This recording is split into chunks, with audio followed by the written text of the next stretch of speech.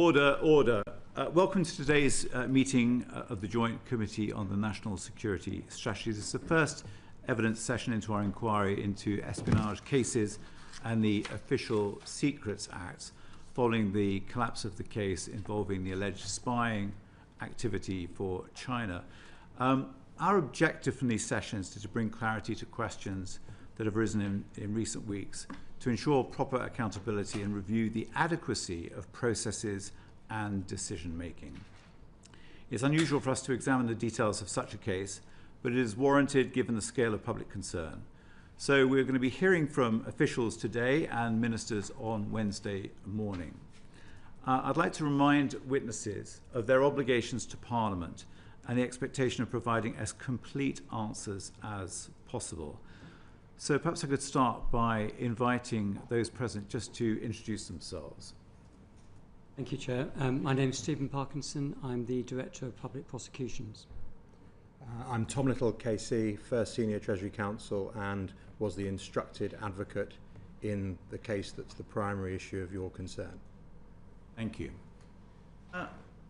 Stephen Parkinson, the situation we find ourselves in is quite extraordinary.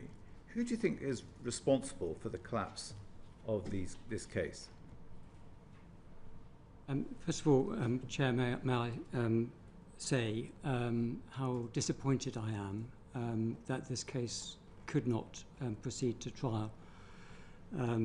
I recognise and absolutely endorse the points that you have made about the nature of this case, and in particular the level of public concern.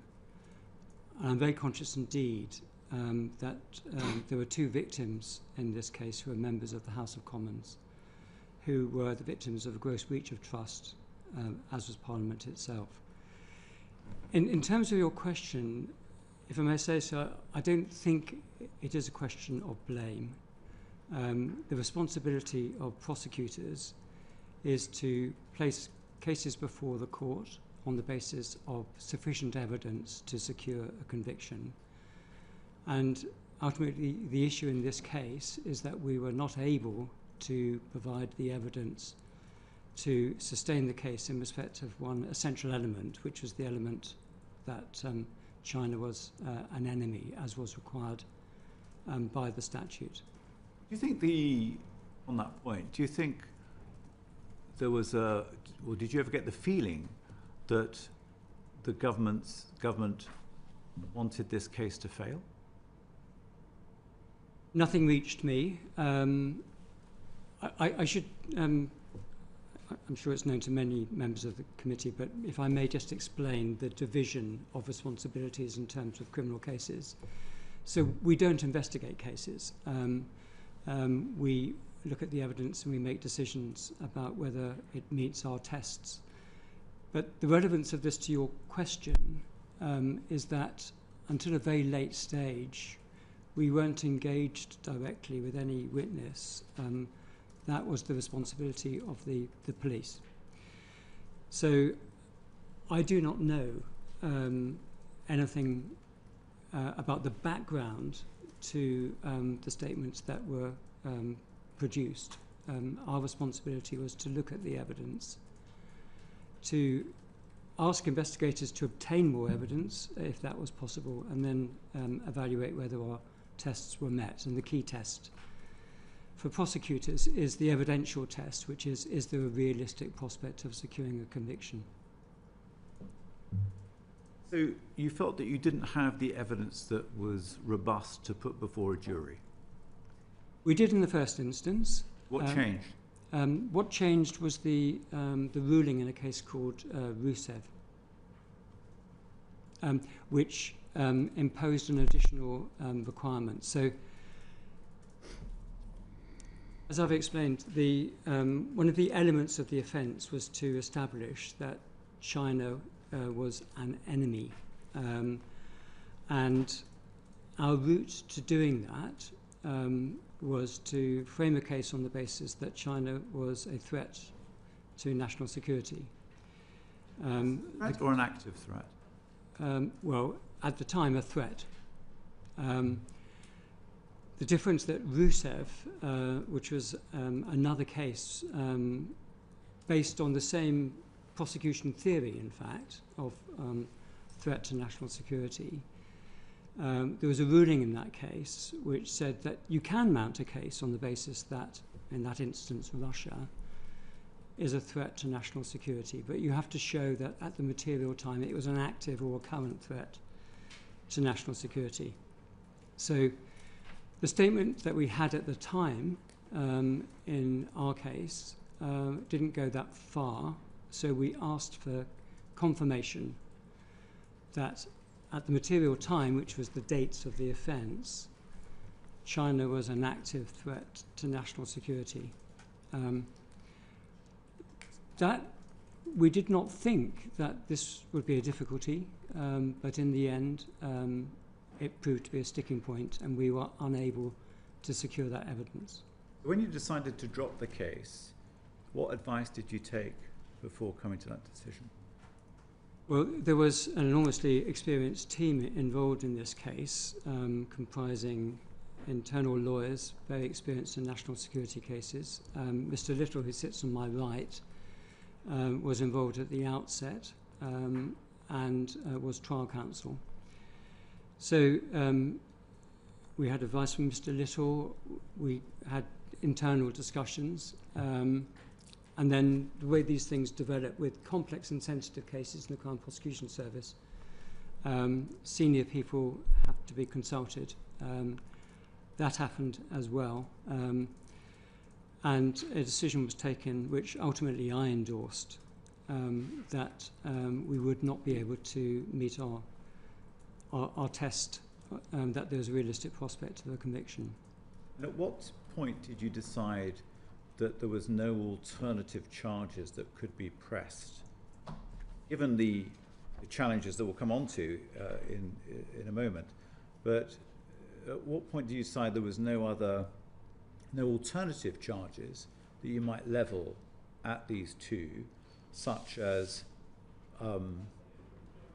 plotting to or planning to commit espionage or any other similar legislation?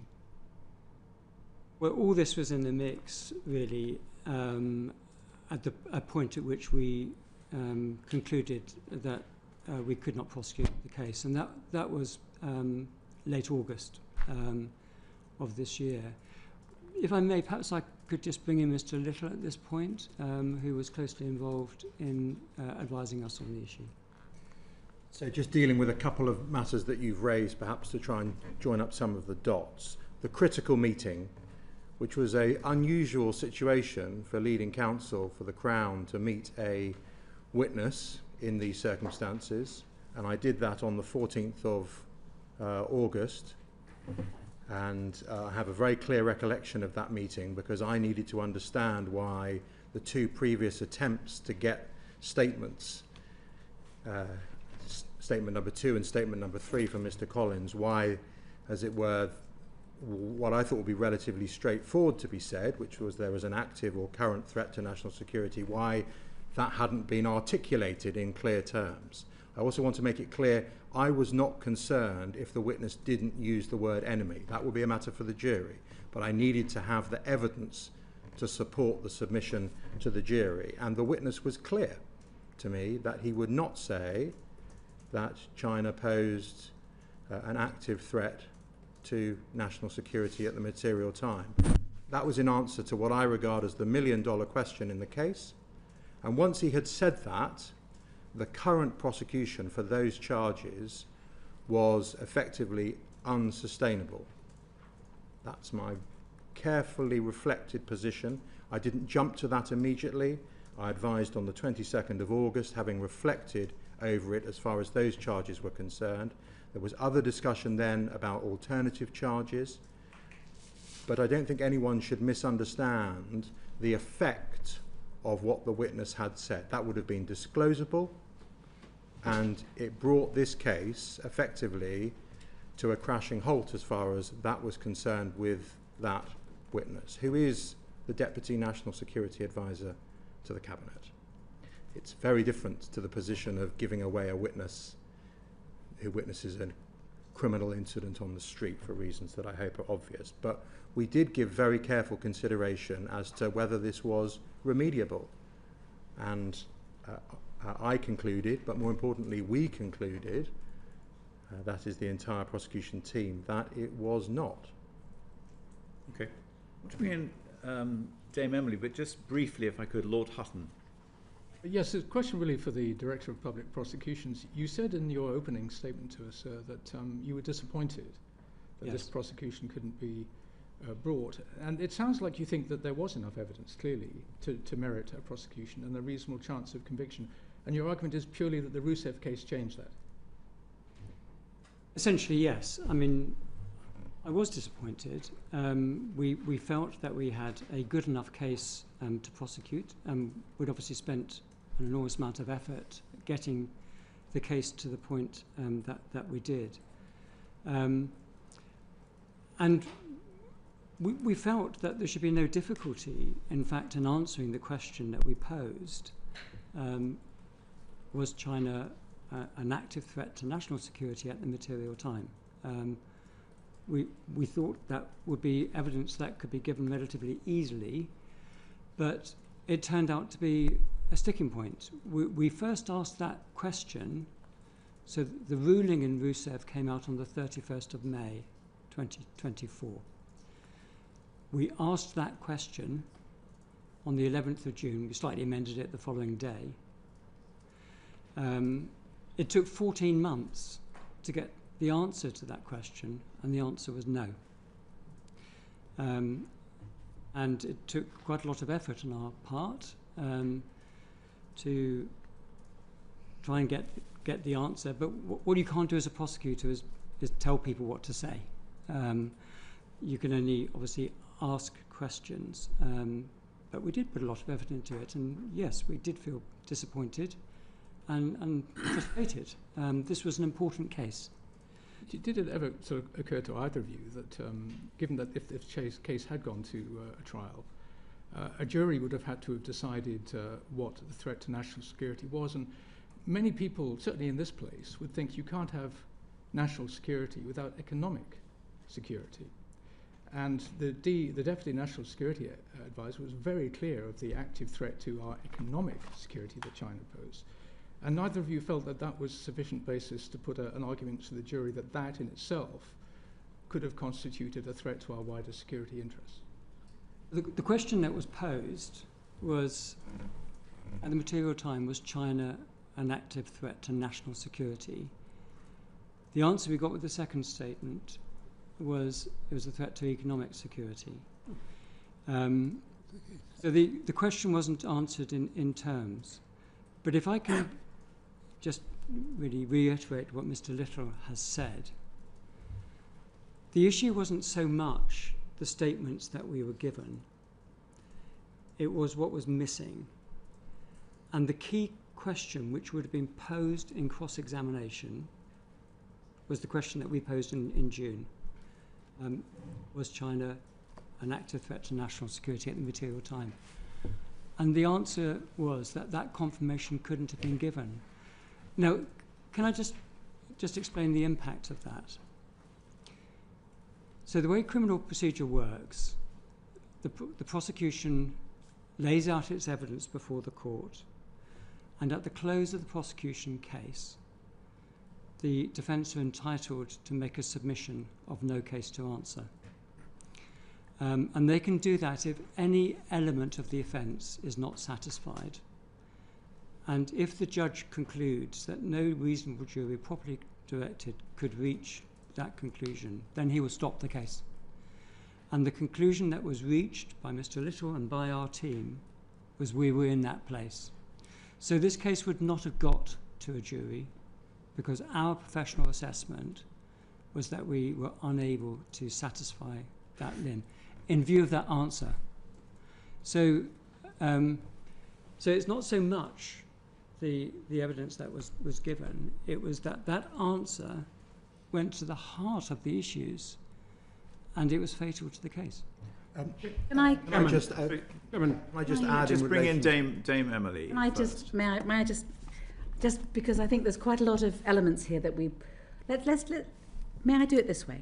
Let's start with the evidence that you first had to charge Berry and Cash in April 24 with under Section 11C of the Official Secrets Act. What you had to prove was there was the actus reus, the guilty act, which was communicating information that might be useful to an enemy, and the guilty mind, the mens rea, for any purpose prejudicial to the safety or interests of the state, and that was an objective test.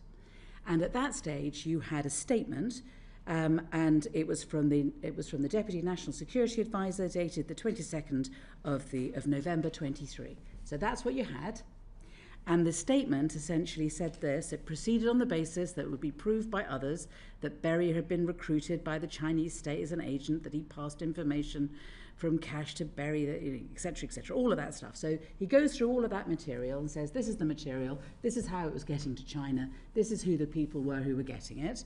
And then the important thing, the original evidence that he gave, which you didn't get from any other source, was the evidence about the guilty mind, which was he made clear that the information was of the type passed that would be prejudicial to the safety or interest of the state, and he repeated that throughout the statement, right? So he's proving the guilty mind, others had proved the guilty acts, and what you didn't have in that first statement was you didn't have any evidence that China was an enemy, right? We felt that, I mean, the high watermark of his evidence was his statement about the capability of China. Are you referring to page 2, paragraph 6? Yes. Yes. If I may I read it out?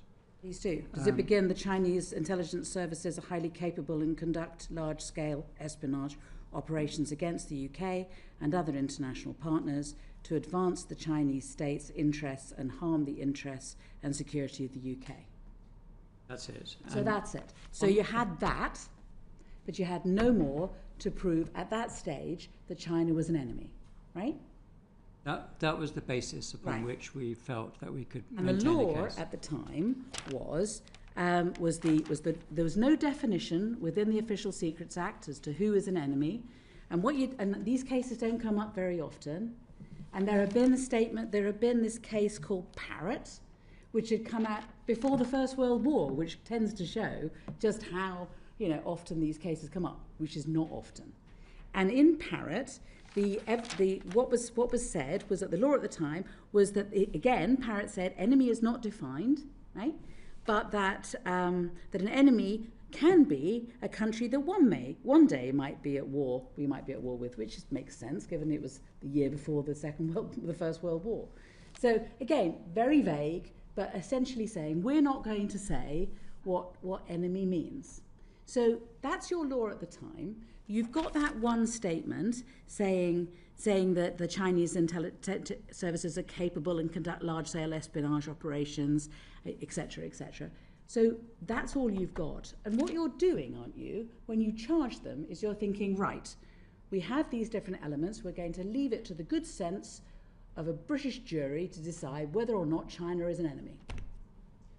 At that stage, when you were charging, that was what your thinking was, wasn't it? Well, at the stage we're charging, we had actually already begun and ultimately were successful a case based on threat to national security. And that's the case of Rousseff. I've referred to the legal ruling, but of course it was a criminal case. So... sorry. No. When you're charging the case, you charge on the basis of the law, right? And the law is what I've just taken some time to bring everybody through, which is the statute and a case called Parrott. And that's the law at the time, right? You may be sorting out another case that may or may not go to the Court of Appeal. It may or may not make some law. You don't know at that stage. When you're charging on the date that you did, right, which was April 24, you did it on the basis of the law then, not the law that you hoped might come at some stage in the future. You do it according to the law then. Yes, but right. We took the view in both cases that the enemy requirement could be satisfied by demonstrating that the state, in one instance Russia, in the other instance China, was a threat to national security.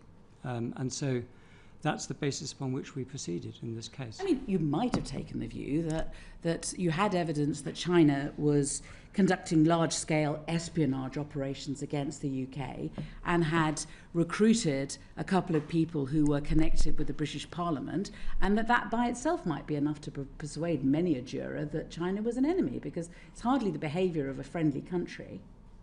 The basis upon which we took the decision to prosecute was that. But what happened was that when in the earlier case, Rusev, that approach by the prosecution... No, I will give you a chance to move on. I just want to get the basis of this clear. Yeah. Because what I don't understand, you see, is that if you had enough evidence to charge, why you didn't have enough evidence to carry on with the case, yes, and what it was that changed. Yes. And you say that the law was fundamentally changed by the case of Rusev, which made your evidence that you had when you charged not sufficient. No, I'm not saying that. If I may, can I just finish my explanation? Yeah. So the case of Rusev did confirm that you could base a case on the threat to national security posed by another state. But what it did was to also say that if you're basing a case on threat to national security, then you have to demonstrate that at material time it was a current threat. The difference that Rusev made was that we needed to demonstrate in terms that the totality of the threats posed by China during the period of the offences made China a threat to national security. We weren't quite there on our existing evidence, and so we asked for more. We asked for a positive statement from an expert in this area. The DNSA wasn't giving evidence as an individual. He was drawing on all the resources available within government to produce his evidence. So we're asking him for that bit more. But it turned out not only to be a sticking point, but to be a critical difference. But before we move on to the evidence that you got, or you didn't get when you tried to get more, I just want to know the basis upon which you were deciding that you needed to get more evidence. As I say, there might be many people, ordinary members of the public, who would be bringing common sense to this, this event through a jury, who might think large-scale spying on the UK, by China looks like the actions of an enemy to me. Yeah. So what changed it, you say, was Rusev. But don't you agree that the Court of Appeal said that it wasn't going to, this is in the case of Rusev, that they weren't going to establish a new meaning of enemy, that the term enemy should be approached in a common sense way? Now, lawyers know common sense way means that's why we have juries, because juries have so much more common sense than lawyers, frankly. And we need to get the jury to have a look and decide whether or not someone is an enemy. So Rusev is specifically saying we need to approach the idea of what is an enemy through a common sense way, i.e. we need to ask a jury. So we say that neither the approach in Parrott or Rusev was laying down a comprehensive test. They said that as well, as if you hadn't got the message from you need to ask a jury. They're now specifically saying we're not saying what a enemy is. Another country would be an enemy if the jury concluded that it was a country that Britain might one day become at war at. Well, obviously you weren't claiming, nobody was ever claiming that in relation to China necessarily. Or maybe you were, presumably you weren't. There was no reason why the term enemy should not also include a country that represents a current threat to the UK national security. That's also include. It's not this is the only way in which a country can be an enemy, is if they in future might be at war, or they represent a current threat to UK national security. They were specifically saying we are not saying what the definition of enemy was, so you should have just gone ahead and prosecuted it. Well, I'm sorry. Absolutely, they were saying that there wasn't a comprehensive definition. They confirmed that you can bring a case on the basis that a country poses a threat to national security. But they defined the ambit. If you're going to bring a case on that basis, they defined, as you've just read out, that there's no reason why you can't bring a case on the basis that at the material time it was a current threat to national security. So obviously, were to us, it felt that we had to be four square within the ambit of what they said, which is... No, but they said that there wasn't a clear definition. They just gave you an example, just like Parrott had given you an example of what an enemy might be. Rousseff had given you an example of what an enemy might be. But you could also have just asked a British jury, is China an enemy, particularly given the way it's been behaving? Well, as I've explained, the view that we took, and I will invite Mr. Little to add to this, but the view that we took was that our case wouldn't survive a submission of no case to answer, and so it wouldn't get to a jury. We took the view that we'd taken rather an expansive approach to the definition of enemy, if I may say so, by, in Rousseff itself, and now in this case, saying the legal test could be met by demonstrating that China was a threat to national security. The Court of Appeal said, we agree, but it clarified what would be required, and that was to demonstrate at the material time that China, in this instance, Do you agree was with me or not to national security? That you see, you're slipping back into claiming that that was the definition that the Court of Appeal was giving, but don't you agree that it's not a definition the Court of Appeal was giving, because they specifically said they weren't giving you a definition. They said this was an example, and that it was up to the good sense of a jury to decide. They said we can bring a case based on a threat to national security and define the ambit of what they meant by that, i.e. a current threat to national security at the material time. They did talk about a jury, but on the basis that there was some evidence to substantiate that. And our problem, if I may come back to this, was that our only witness on this issue was unable to confirm that at the material time China was an active threat to national security. So we didn't have the evidence. You've got it in your first statement. You've got the Chinese intelligence services are highly capable and conduct large-scale espionage operations against the UK and other international partners to advance the Chinese state's interests and harm the interests and security of the UK. That sounds like a threat to me. I think Mr. Little wanted to... That was the basis upon which the charging decision was made, that it was a national security threat. I also accept that, depending on the evidence, threats to the economy, significant threats, could amount to a threat to national security. But we cannot get past, and it's unhelpful to try and ignore, the clear words of the witness who was going to be called, who did not say to me, I'm not going to say that they pose a risk to national security, but they pose a really significant economic threat, which I do regard as a significant threat to national security. He wouldn't say that. And so it's critical, bearing in mind how we put our case, and I accept that the definition is not exhaustive, but the question is, what other definition could we or should we have used? We had always proceeded on a national security basis, and common sense, I'm afraid, is not enough if I do not have the evidence to establish properly, in an admissible form, that they did pose a threat to our national security, or some other route to allow me, not just with rhetoric, to say you can be satisfied so you're sure that they are an enemy. And that's the fundamental problem with the meeting on the 14th of August 2025, because the effect of that was a total roadblock to this prosecution, and that's my firmly held May I just let this will be my last question, and then I move on. Move on. This is my last one. You had 12 pages of evidence in the first statement of the various things, the various information that these guys had passed on to the Chinese. You know, you had and extensive, example after example, and they had been recruited by the Chinese in order to give evidence to them, in order to advance the case in order to advance the national interest of China, and again being told that it was undermining the national interest and the security of the UK. It's not rhetoric, you had evidence. That evidence was, as you can see from the terms of the statement, focusing in on another element of the offence, which is purpose prejudicial. I won't ask any more questions.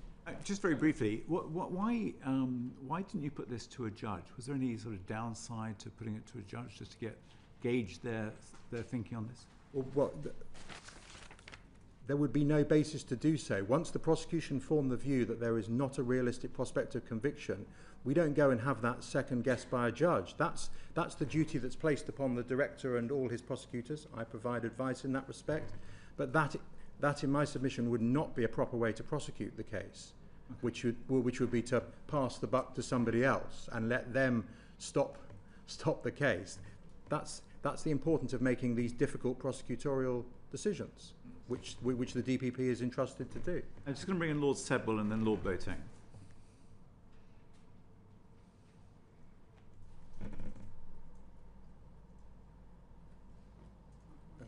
Can we hear you? I asked the question while we're dealing with the technology. Lord Boateng, No, yes. he's on. He's The on. question that I have for you is this, and I recognise the difficulty and the complexity of this case and your role in it. But the threat goes beyond those excerpts that Dame Emily has helpfully read out to you, because the first witness statement also says, and I quote directly, its espionage operations, quotes, threaten the UK's economic prosperity and resilience and the integrity of our democratic institutions. That's right. So this isn't just a question of the economy and resilience.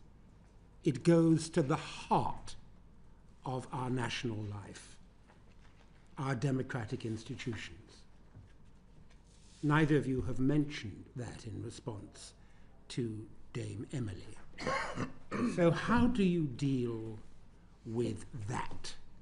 Because that would seem, on the face of it, to be the surest possible indication that we were dealing with an enemy, someone whose espionage operations threaten the integrity of our democratic institutions. Well, as I mentioned earlier, we were satisfied on the basis of that first witness statement that there was a case to bring to court. But I'm sorry to keep repeating this, but it's such an important point that I feel I need to. That at the end of the day, on the 14th of August, the witness could not give us the critical evidence that was required by the Rousseau ruling. Well, no, because the Rousseau ruling doesn't deal with the issue of the threat to our democratic institutions in a way that in any way alters the situation that you faced when you made the decision to charge. The statement is very, very clear. A threat to the integrity of our democratic institutions. Mr. Parkinson, in response to the chairman, you made the point that senior people had to be consulted. Was it anything, who were those senior people, and was it anything said by them that led you to reconsider your assessment of the witness statement that very clearly states the threat to the integrity of our democratic institutions? I apologise if I was unclear earlier. When I referred to senior people, I'm talking about the internal governance within the Crown Prosecution Service. The decision-making process involved only counsel and colleagues of mine in the Crown Prosecution Service. I did inform the Attorney General of our decision, but it was the purpose of the meeting was to inform him, not to consult him. You informed the Attorney General of your decision when? On the 3rd of September. And when you informed him of that decision, was there any question about the threat to the integrity of our democratic institutions? Well, he read counsel's advice. We had a discussion. I don't recall that particular issue, but the discussion was around the fact that we were unable to satisfy the enemy requirement for the reasons that I've given. Even though the witness said that at that time there was a threat to the integrity of our democratic institutions? Well, the witness was unable to provide the confirmation that we sought, that China was a threat to the national security of the UK. That was the basis of our case.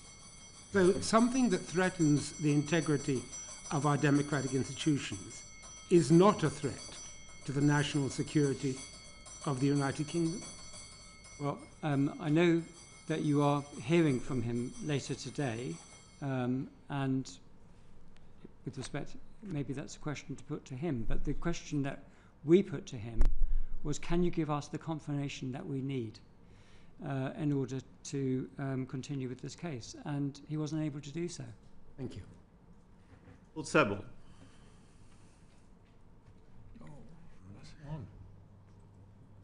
You're on. Thank you. Yeah, sorry. I need to be unmuted from. Apologies for the bells, but we will continue working through. Okay. Okay, thank you.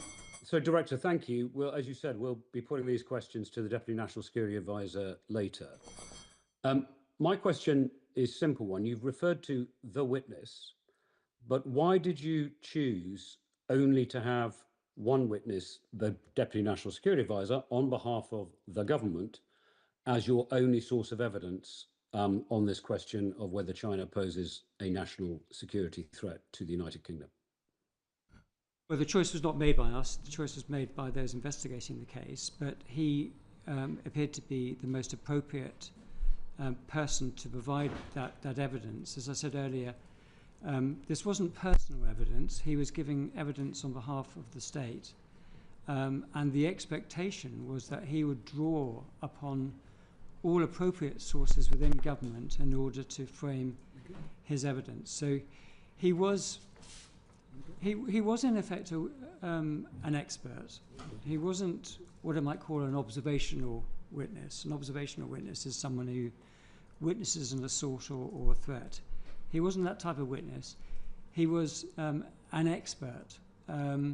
His job involved providing advice to Cabinet on these issues. He seemed to be the best placed person, so we were told, and we were happy to accept that.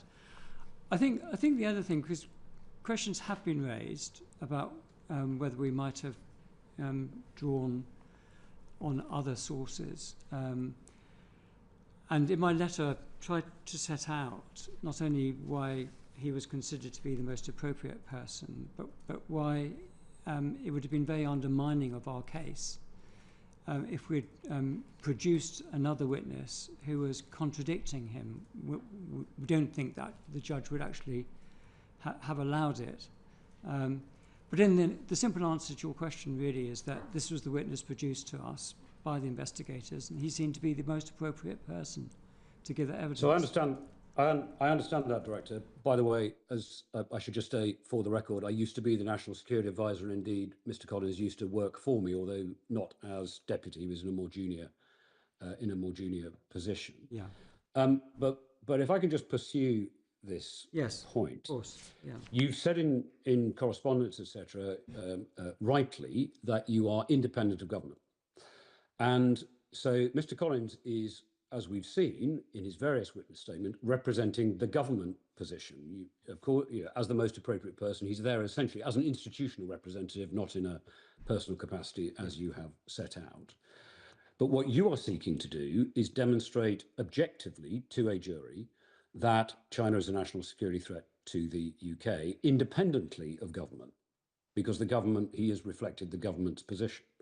And you have other evidence, for example, ISC, Intelligence and Security Committee reports, government responses, statements by various directors general of MI5, statements by people like me, former national security advisors, etc., all of whom you could have assembled to demonstrate that China is a national security threat to the UK, notwithstanding a potential concern that the government has chosen, clearly to somewhat to your surprise, not to use that language themselves, presumably as a matter of government policy. So why did you, since you are independent of government, why did you not double down on that independence and secure other witness testimony that would have enabled you to demonstrate that test had been passed to a jury for the reasons Dame Emily set out? Well, as I've said, producing other witnesses that contradicted our witness, who we were bound to call, by the way, because we needed him to establish the prejudice element of the offence, may not have been allowed, but would have undermined our case. But he did refer to the integrated reviews of both July 2021 and 2023, which set out the overall government position in relation to China. And the integrated review of 2021 didn't refer to China as a threat. It referred to China as a systemic challenge that China poses to our security, prosperity and values. And the Deputy National Security Advisor also referred to the fact that the UK wished to pursue a positive trading relationship with China, as indeed did the integrated review. So he did reference both those reviews, which seemed highly pertinent. But I come back to the point that, you know, the Crown is indivisible, and he represented the state view. He could draw on all sources. I assume he did. Most of what he says in his witness statements is actually drawn from statements of government policy of one kind or another, and those referred to China not as a threat, as they did in relation to Russia, by the way, but as a challenge, and that was insufficient. So I do understand that point, Director, but those are statements of government policy, not statements of fact. That's the point. Integrated reviews are statements, public statements of government policy, and like all public statements of government policy, they are encompassing a range of different objectives. The simple truth with China is that it is both a national security threat and an economic opportunity, and various governments have been seeking to reconcile that tension for decades. And the fact that a government policy statement uses different language is not the same as a legal test of whether at least part of that is that China is a national security threat. And as I said, there are ample other sources of evidence associated with the Crown that state that China is a national security threat. And I entirely understand your point about the risk of contradicting the DNSA. But what would have happened, presumably, is he would have been cross-examined, including on the evidence that Dame Emily read out and you were discussing with her earlier, alongside other evidence from former Directors General of MI5, or indeed that you could simply put on the record, because these statements are on the record, and the jury could have then made a judgment as to whether government was ducking the question of China as a national security threat for wider policy reasons, which is not the legal test. It's a government policy test, and that's what we're trying to get to. I'll ask Mr. Litter in a second to come in on what would have happened at trial. But if I may say so, I completely agree with you. We were looking to the DNSA to provide evidence of the actual threat. I've said this in my letter, not what government policy was. But it appears he was unable to go beyond the government policy position. In the conference on the 9th of September, he said to Council that in relation to the 2021 to 2023 situation, he would not say that China was an active threat. And he went on to say successive governments had declined to categorise it as such. So we were looking to him to provide evidence of what the threat was in actuality. But in terms of what he was prepared to say, he was not prepared to go beyond that. But that's my point. He was stating government policy, and you were asking for an evidential test. Yes. He was unwilling to go beyond government policy and thus provide you with your evidential test, and we will interrogate him on that in the later session. Yes. My question is, knowing that, why did you not choose to draw on alternative sources of evidence, including from state servants, that did meet that evidential test? Because what it appears to be the case is, in effect, a government policy became your test rather than an evidential test. I understand the point entirely, and I agree that that looks like the position that we had reached. But we were bound to call the DNSA. He had to be called. Of course. And so he would have faced that question. And you confirm, etc. And he would not have been able to give that confirmation. Well, he might have found under cross-examination that he had to go further than he was comfortable doing, because you would have had a range of other evidence, including from Directors General of MI5, including from the Intelligence and Security Committee, including from the government itself in response to the Intelligence and Security Committee, including his own initial witness statement, which you could easily have said, well, you know, Mr. Collins, you may now say you're not willing to say that, but all of this evidence demonstrates that that the government has accepted the China's national security. Isn't that the case? Yeah. Can I bring in Mr. Little, because he's the expert on what happens in trials? If a criminal trial was an inquisitorial process, yes, but he was my witness, so I couldn't cross-examine my witness about inconsistent statements from his own, from other emanations of the state. That's just not permissible in a criminal trial. Nor, in fact, can I call witnesses to impugn the credibility of my own witness when he is the Deputy National Security Advisor. This is not the position. This is straightforward criminal procedure. This is not the position of two eyewitnesses to something that takes place, and I can say to the jury, you can accept this witness on A and B but not C because they're mistaken about that for the following reasons. We're simply not in that territory, and I'm afraid the principle of indivisibility is a real problem for the prosecution in this case. Were it not so, and I could have put him into the witness box and cross-examined him myself, but that's simply not how a criminal trial works. I would have to have asked him in examination in chief what the position was in relation to the threat, because it would have looked awful if he'd been just cross-examined on that.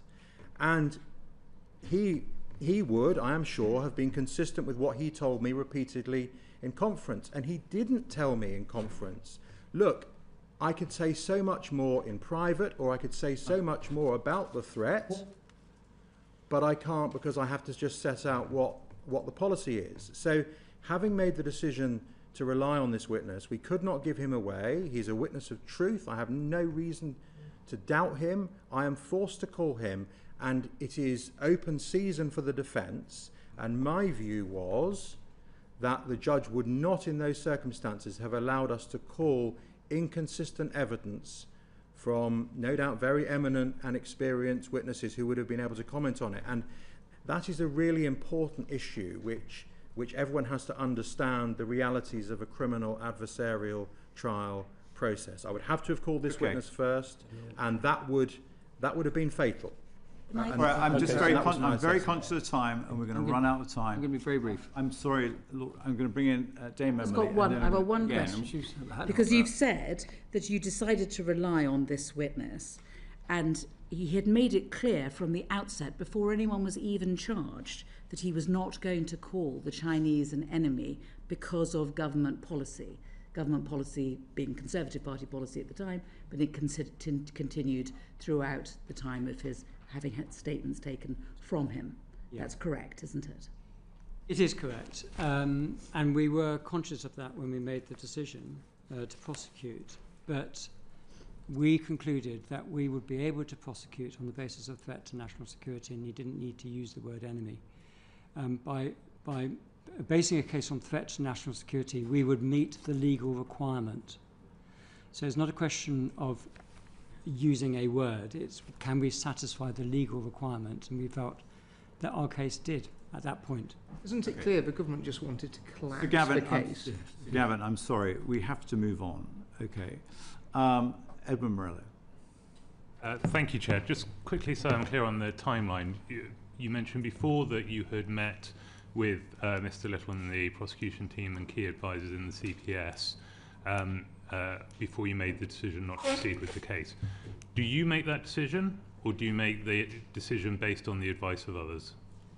Well, the decision was actually made by the head of the special crime team and then reviewed by others, including by myself. But the decision making took place at a lower point in the organisation, but it was endorsed by me. I mean, in practice, obviously, we prosecute 450,000 cases a year. I see only a tiny number of those.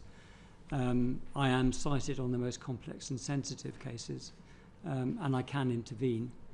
But in practice, you are reliant on the advice of others.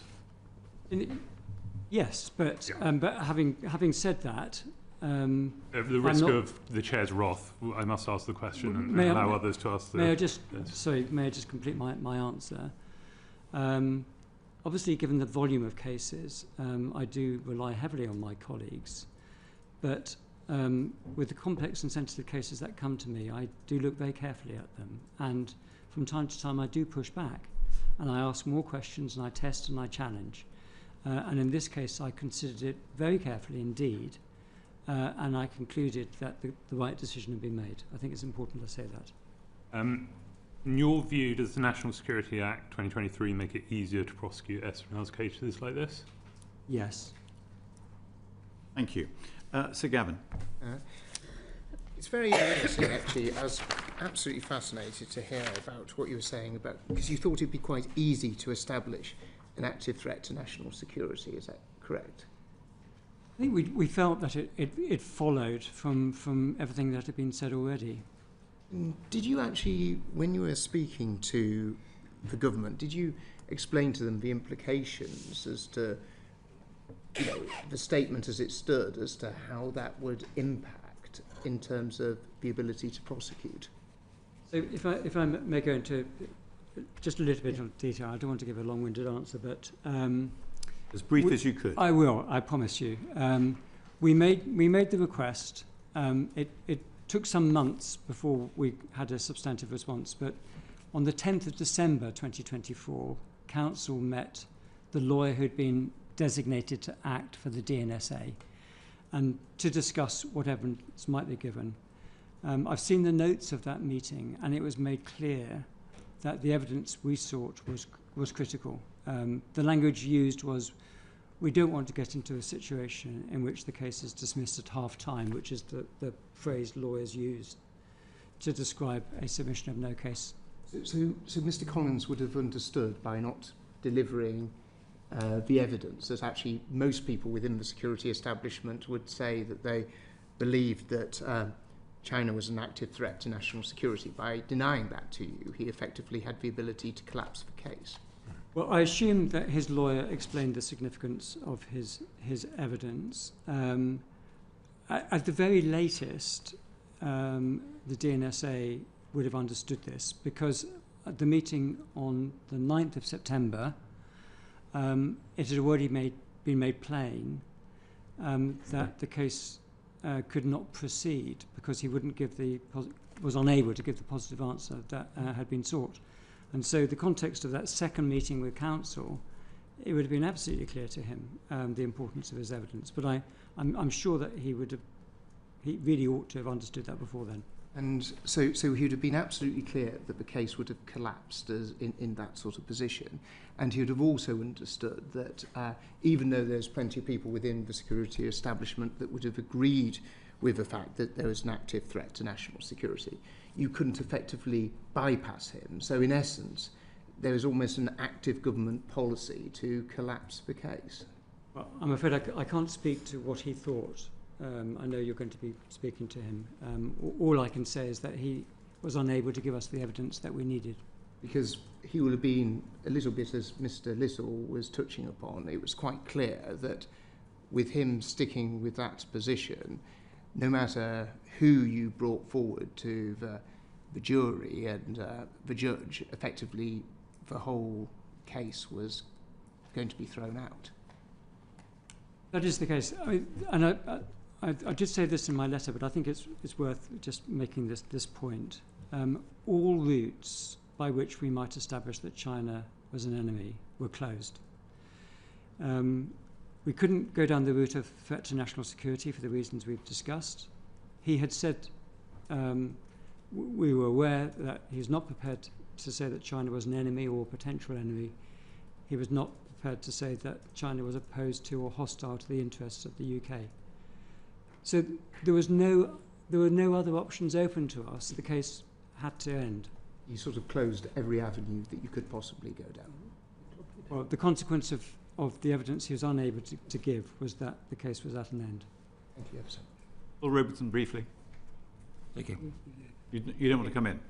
Okay. Dame Karen. Thank you very much.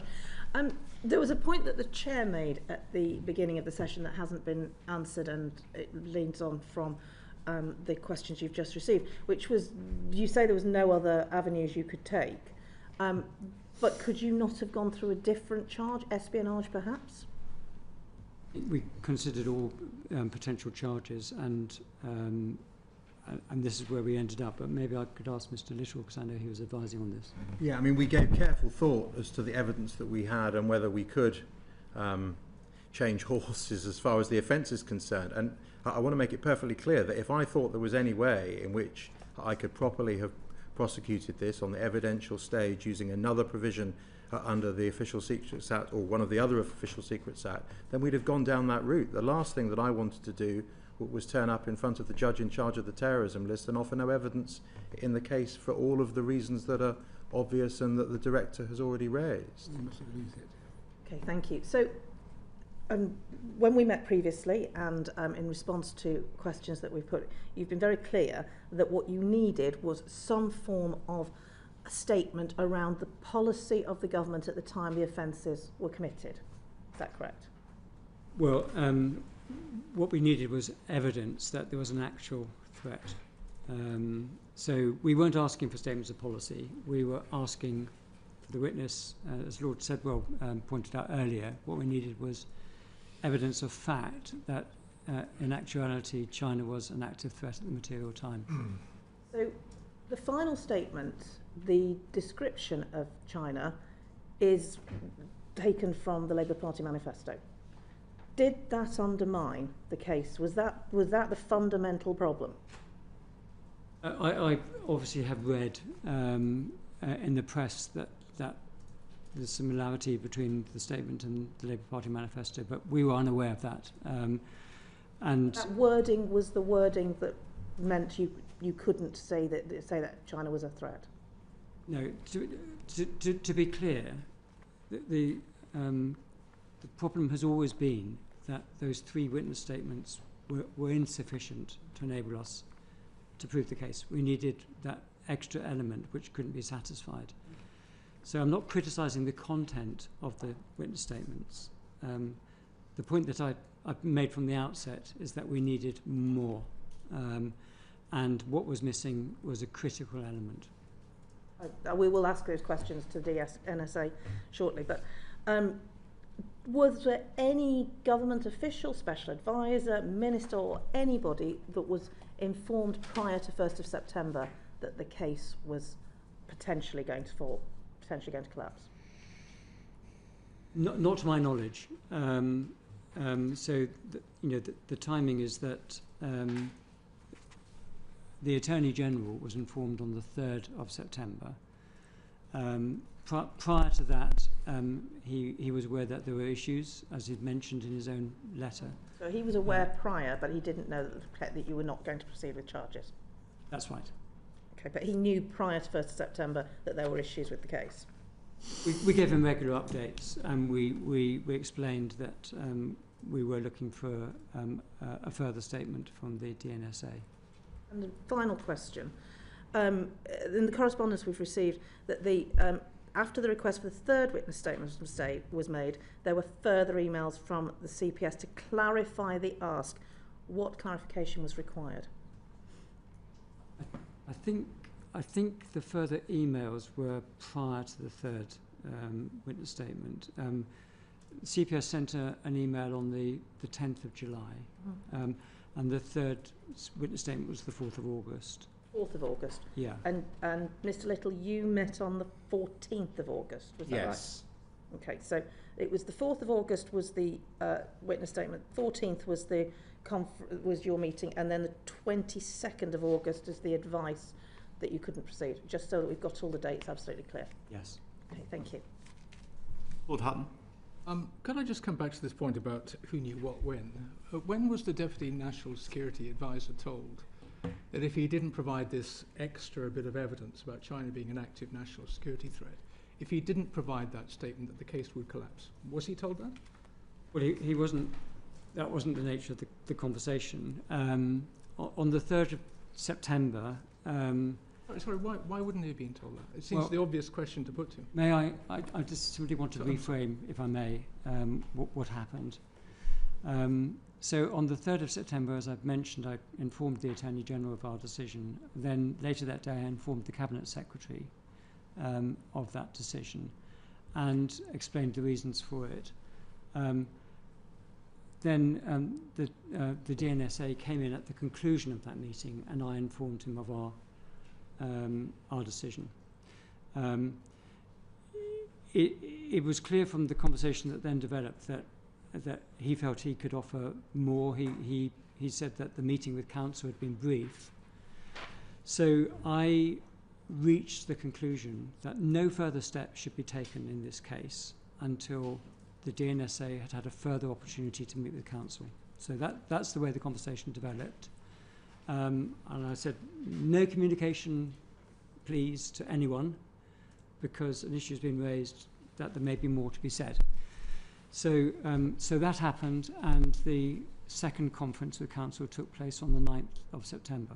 But the DNSA was obviously aware of the context of that meeting, which was that we'd been on the point of offering no evidence. And so he would have understood the reason for the conference and the reason for the question. So effectively, sorry, Mr. Little, did you? Can I just add that in the way you articulate it, I can understand why you do put it in that way, but I would never have expected a witness to effectively almost have a gun put to their head and said, you need to say this, otherwise we're going to drop the case, because you can understand what the inevitable effect and how that would be used if he then said, oh, well, they do, then we would have to have disclosed the terminology used. But your real point is, was he on notice more generally about the impact without there being a threat? I took the view, certainly on the 14th of August, that he understood what he was telling me. It was relatively brief, but actually the issues are pretty narrow that he had to deal with. It's a one-question answer, and he was absolutely clear in the second meeting on the 9th of September, because it had already been raised. And although some of the language used was not identical to the previous meeting, the substance and effect of it was identical as far as my conclusion was concerned. So he certainly knew this case was going to collapse. Well, you'll have to ask him, but I'd be surprised if he didn't. I think I could. Just very briefly on this thing about other charges, could you just explain to the committee why you didn't consider a charge under the Criminal Attempts Act? In respect of which underlying... The espionage activity of these two people, because clearly from the evidence that we've seen, they knew they were spying. They talk about, we're in it now, we're spies now. Why did you not think that they were attempting to breach the Official Secrets Act? Because it looks to me like they were. Well, we'd still have to establish, depending on what route you're taking through the Official Secrets Act, we'd still have to establish with an attempt that there was an enemy underlying it for a Section 1 offence under that legislation. So, sorry, I mean, obviously... I don't want to give sort of legal advice on the hoof. I really don't want to do that, but my understanding of the Criminal Attempts Act is that really, if the two people who were charged thought they were actually contravening the Official Secrets Act, that was enough to bring a criminal attempt prosecution. No, I don't think it's as easy as a yes or no answer to that. It would depend on how that was put, but I can't see how we could have maintained an attempt here to perform what would be impossible if I didn't have any element of them being an enemy. There are sometimes lateral ways in which one can deal with certain inchoate offences in relation to conspiracies and so on and so forth, but I There was a conspiracy. But It looked there like certainly was a They were conspiracy. conspiring together, weren't they? Okay. Well, no, I do think this is rather important. Yeah, well, the question is, what would why they- didn't you charge him with conspiracy? Why didn't you add that to the indictment? Well, but we would, they would still have had, in this basis, there would still have had to have been an enemy as far as that was concerned. But by the first statement, there were espionage operations which threatened the integrity of our democratic institutions. What more do you need? Well, These men were conspiring to do that. Well, That was the evidence that was contained in the first witness statement. well, the problem that we had, and I'll go back to it again, is the unequivocal position that the witness took in the meeting on the 14th of August. And it's important that people don't shy away from that. I was at close quarters to him. I looked at the witness in the eyes, which is something that I've scarcely ever done, absent a expert such as a pathologist. It just doesn't happen. And it happened because of how important this case was, but the effect of that discussion was, in my view, terminal as far as the charge was concerned, and we did reflect upon alternative offences, but concluded that there wouldn't be a realistic prospect of conviction in relation to them. An espionage case couldn't have been brought because of what the witness said. Yeah, that's the view that we took, yes. Okay. Can I thank both the witnesses for your time today? Sorry for the interruptions with the vote bells and so on. We will now suspend our sitting for the second panel.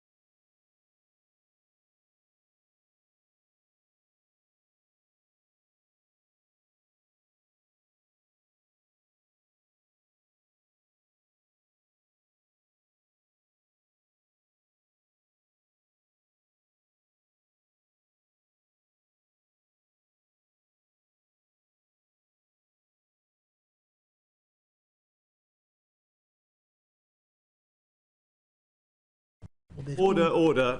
Welcome back to today's meeting of the Joint Committee of the National Security Strategy on Espionage Cases and the Official Secrets Acts.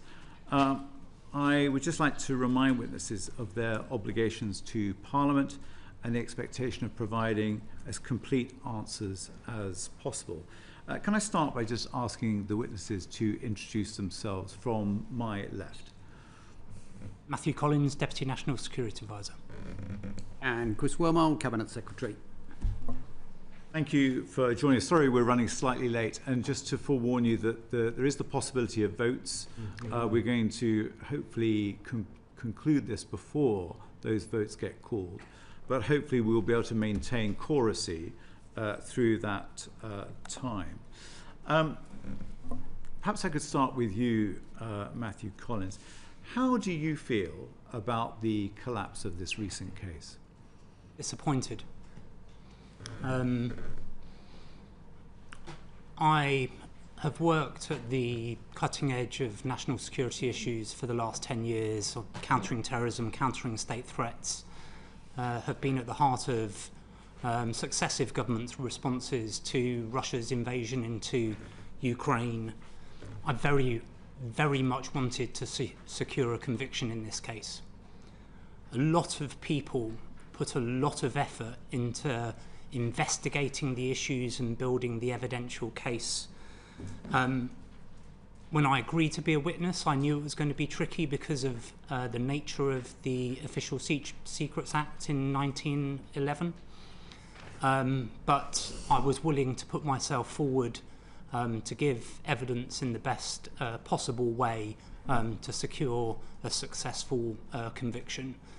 I was expecting to provide evidence in an open court. I have to admit I wasn't quite expecting to provide evidence at a select committee hearing, but I'm very happy that I have the opportunity to set out what I would have said. So one thing I just wanted to ask you, we've heard in recent months about the current government's mantra of cooperate, compete and challenge.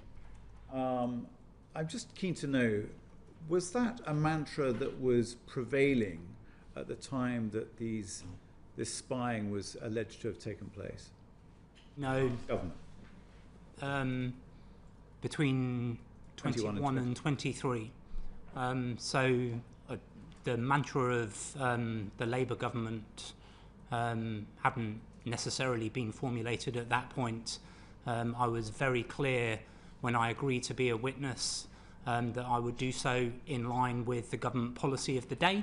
As a civil servant, you would expect no less. Okay. What was the prevailing attitude between 21 and 23?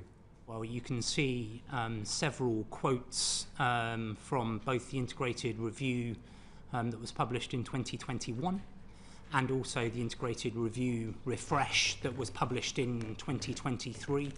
I can read some of those excerpts if that would be helpful, but I think they stand, they've been published and have set quite clearly the framework of the previous government's policy towards China. Thank you. Baroness Tyler. Thank you, Chair. My questions are mainly for you, Mr. Collins, and really flow from the discussions we've had in the first session. So just to kick off, when you gave your initial witness statement, which I think was back in December 23, the one in which you described China, I think, as an epoch-defining challenge, and also talked about large-scale espionage operations against the UK. Were you aware of the specific offence that the CPS were considering under the Official Secrets Act?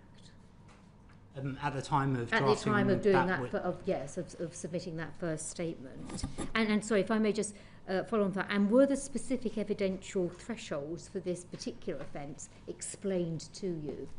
So a couple of things. So you've quoted the integrated review refresh, which I put into my witness statement to demonstrate what government policy was at that time. I had conversations with my own team, Cabinet Office, lawyers and external counsel in the formulation of the first witness statement. We were clear about the OSA 1911 provisions that would be required, and the witness statement was put together specifically to try to ensure that at that point we could support a successful charging decision. Right, and sorry, just to clarify for my benefit, were the CPS involved in those discussions you've just talked about? Not at that point, no. Discussions happened with counter-terrorism police, with my team, and with my legal team at that point. I also... Should I continue?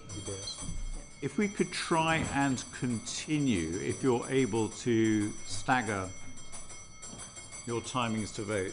Should I wait for the bell to finish, or should I...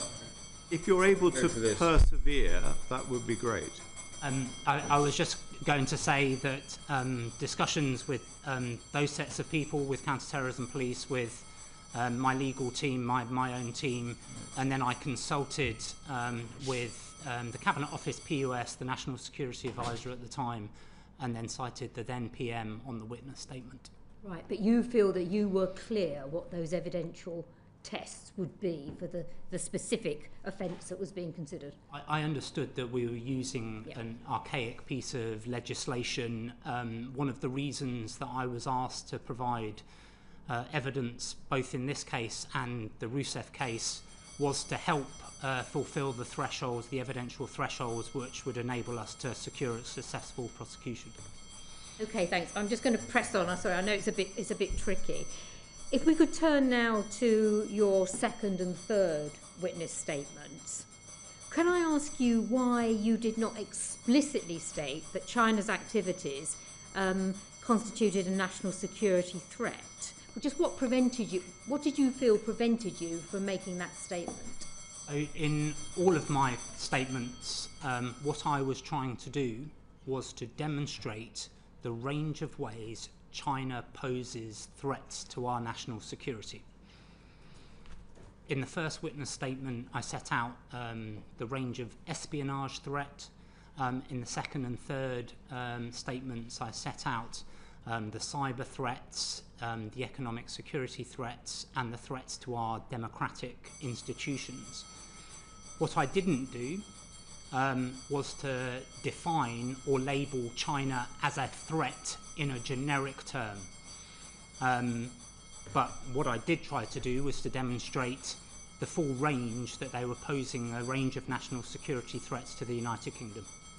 Okay, so if I just to help the committee on this point, because it is absolutely critical, was it basically that your decision not to say to describe China as a national security threat was a sort of a judgment call that you came to at the end of setting out all the things you mentioned in the statement? Was it your final sort of judgment call? As I mentioned in my response to the chair, when I started this process, I was always clear that I would need to be in line with government policy at the time. I've quoted extensively the range of government policy documents at the time.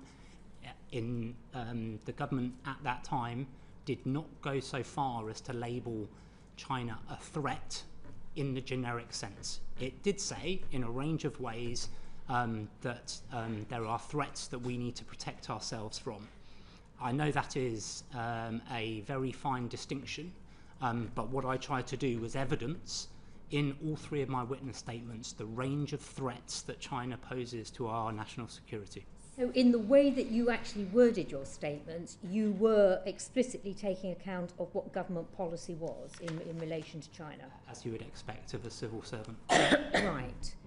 So could I just follow a couple of follow-up questions then? Is what did the CPS precisely ask you for when it was requesting the two further statements? What specifically did they ask you to provide in those two further witness statements? So they were asking me to provide evidence of national security threats as it became clearer, and particularly towards August and then into September of 2025, it was clear that they were looking for a precise formulation of words. And Matthew, sorry, just to come in, was that they were asking for a view, or were they asking for a statement of fact? So they were asking for my evidence as Deputy National Security Advisor. Asking for your judgment? Sorry? They're asking for your judgment? They were asking for my view as Deputy National Security Advisor, providing evidence in this case. I was clear from 2023 that what I would provide in order to support a successful prosecution would be in line with government policy at the time. I also tried to demonstrate, as you've seen in my witness statements, a range of ways that China poses threats to our national security. Ernest Tyler. Okay, just to pursue this point a little bit further, I just need to ask you this. Were you ever asked by anyone to ensure that your evidence did not establish that China was either an enemy or a threat to national security at the time of the offences? So no one pushed you to say the things you said in the way you said them? So, just quite clear, and hopefully my letter set this out. There were a number of people who were involved in the formulation of my first witness statement. My team, counter-terrorism police, legal advisors. I sought clearance from the then Cabinet Office Permanent Secretary, the National Security Advisor, and I cited the then Prime Minister. After the charging decision, I was told that I wasn't able to share my witness statements because it may pervert the course of justice. I was a witness in a criminal case. I took that obviously very seriously, and so the preparation of witness statements 2 and 3 were done by that same small team of within NSS and with my legal advisors in consultation with counter-terrorism police. Right, and did you know or did you suspect that the trial would actually collapse if you did not yourself label China as an enemy or a threat to national security in your witness statement? And if you had have been told that, would you have been more explicit in your statement? So the first time I became aware that the trial might collapse was when I was asked to join the Cabinet Secretary's meeting with the DPP on the 3rd of September. Right. Thank Mike you. Martin and then Lord Robertson.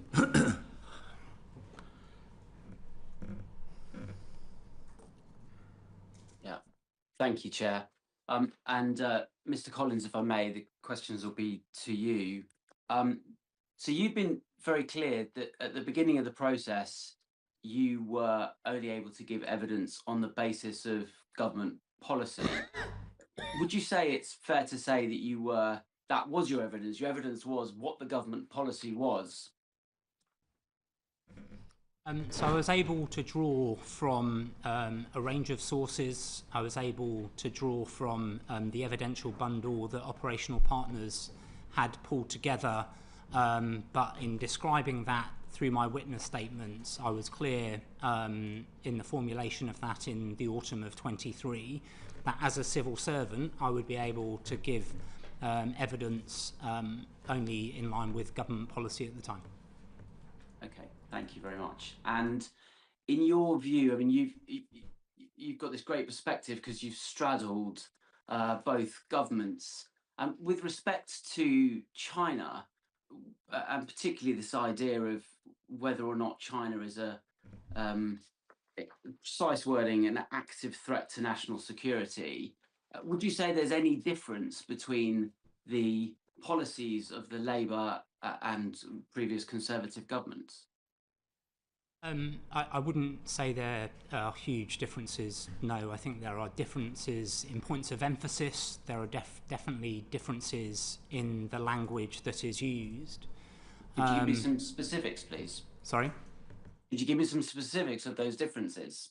Well, I would say that the Labour government at the moment has been quite clearly wanting to ensure that it engages with China. However, the previous Conservative government also wanted to engage with China. A former Foreign Secretary travelled to Beijing for a series of meetings, and the Prime Minister met Prime Minister Li, I believe, in 22, although my memory might be failing me on the specific date of that meeting. Yeah, there are degrees of emphasis different, but I wouldn't say there's a huge amount of difference.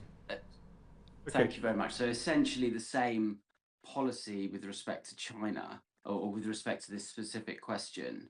And you were very clear at the beginning that you could only give evidence, if you like, through the lens of government policy.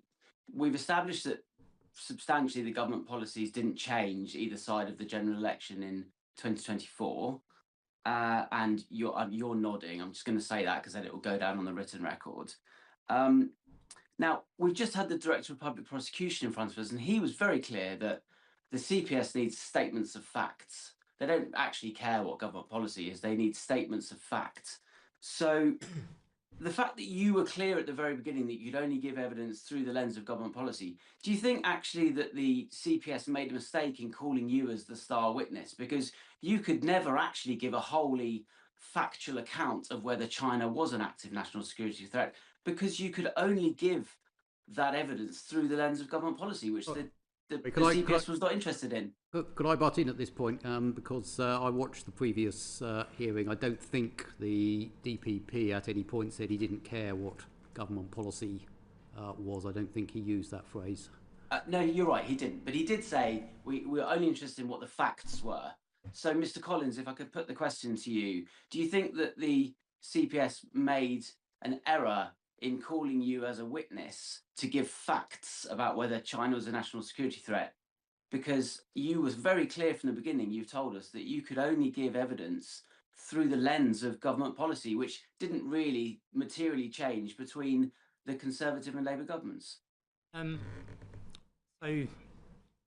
I don't think it was incorrect to ask me to be a witness, given the position that I hold, what I see through the intelligence picture, what I see through the security brief, and the fact that I'd have advised successive governments on those threats.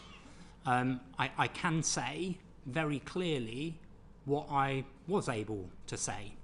And what I was able to say is that China poses a range of threats to our national security. I was able to say that these include espionage threats, cyber threats, threats to our democratic institutions, threats to our economic security. I would be able to say that these threats are very real and persistent, and that operational partners are dealing with them on a daily basis. I also, incidentally, articulated all of that in my witness statements. All of those examples are in my witness statements. Yeah, and additionally, sorry, could I add an additional point? I mean, as the DPP made clear, particularly in his exchanges with Ms. Thornbury, the original witness statement met the bar for prosecution. So the question of whether Mr. Collins was an appropriate witness, well, as I say, witness statement 1, as the DPP made clear in your previous session, met the bar for prosecution at that time. Lord Robertson. Yeah, Mr. Collins, I don't doubt your good intention, and I'm quite sure you are disappointed that this case did not pursue. But I read, if I may, briefly, that your conclusion, the first witness statement which has just been mentioned, which is the suspects' alleged activities were prejudicial to the safety or interest of the UK and would be passed directly to the Chinese state. Now, something changed between December 2023 and not having a... This document says they're spying. They're spying. So what changed? Why did you change your mind? I haven't changed my mind. I stand by absolutely every single word. Apparently you said to the CPS you'd be unwilling to describe China as a threat to national security, which is exactly what you said in your first witness statement. I stand by absolutely what I've said in all of my witness statements. I said that in all of the case conferences that I had with the CPS in preparation for the case. I was very clear in what I just said, what I would be able to say about the range of threats that China poses to our national security, including the espionage threat that I mentioned in my first witness statement. And again, the DPP in the previous session was very clear on this point as to what he considered changed, which was the second case, the Rousseau case. He set that out in quite considerable detail in the exchanges. So the straight answer from the DPP on what changed was the judgment in the Rousseau case. Now, obviously there was some debate between people much better qualified than I on exactly what that case meant, but he was very clear that that was what was changed, not Mr. Collins's evidence. Sorry, just to quote from my third witness statement. Yeah, but I'm not interested in the third one. I'm interested in the first one. And I reiterate it in my third one.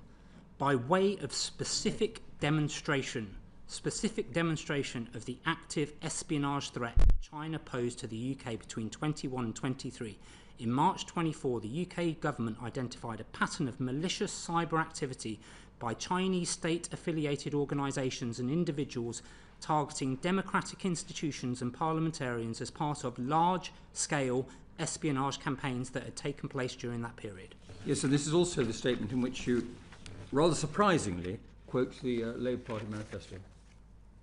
Well, I was asked to include reference... Well, asked to include it. I was asked... Well, that's what I wanted to get to grips with. Okay.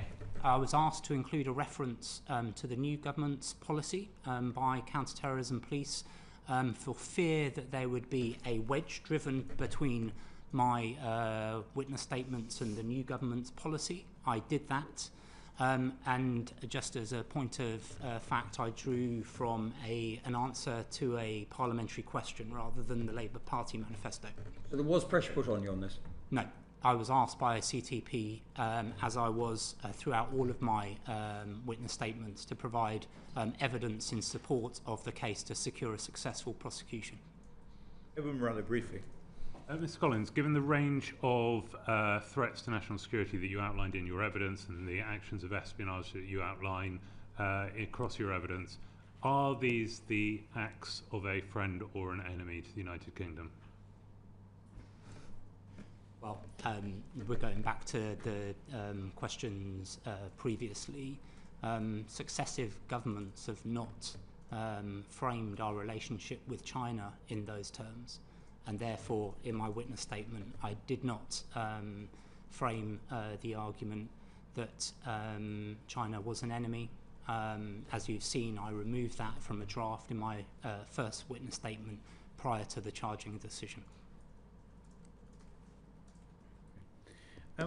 Just in the previous session, Tom Little just said that he looked you in the eyes, Matt Collins, on the 14th of August and you made it clear that you would not stand up in court and say that China was a threat. Is that your recollection of that meeting?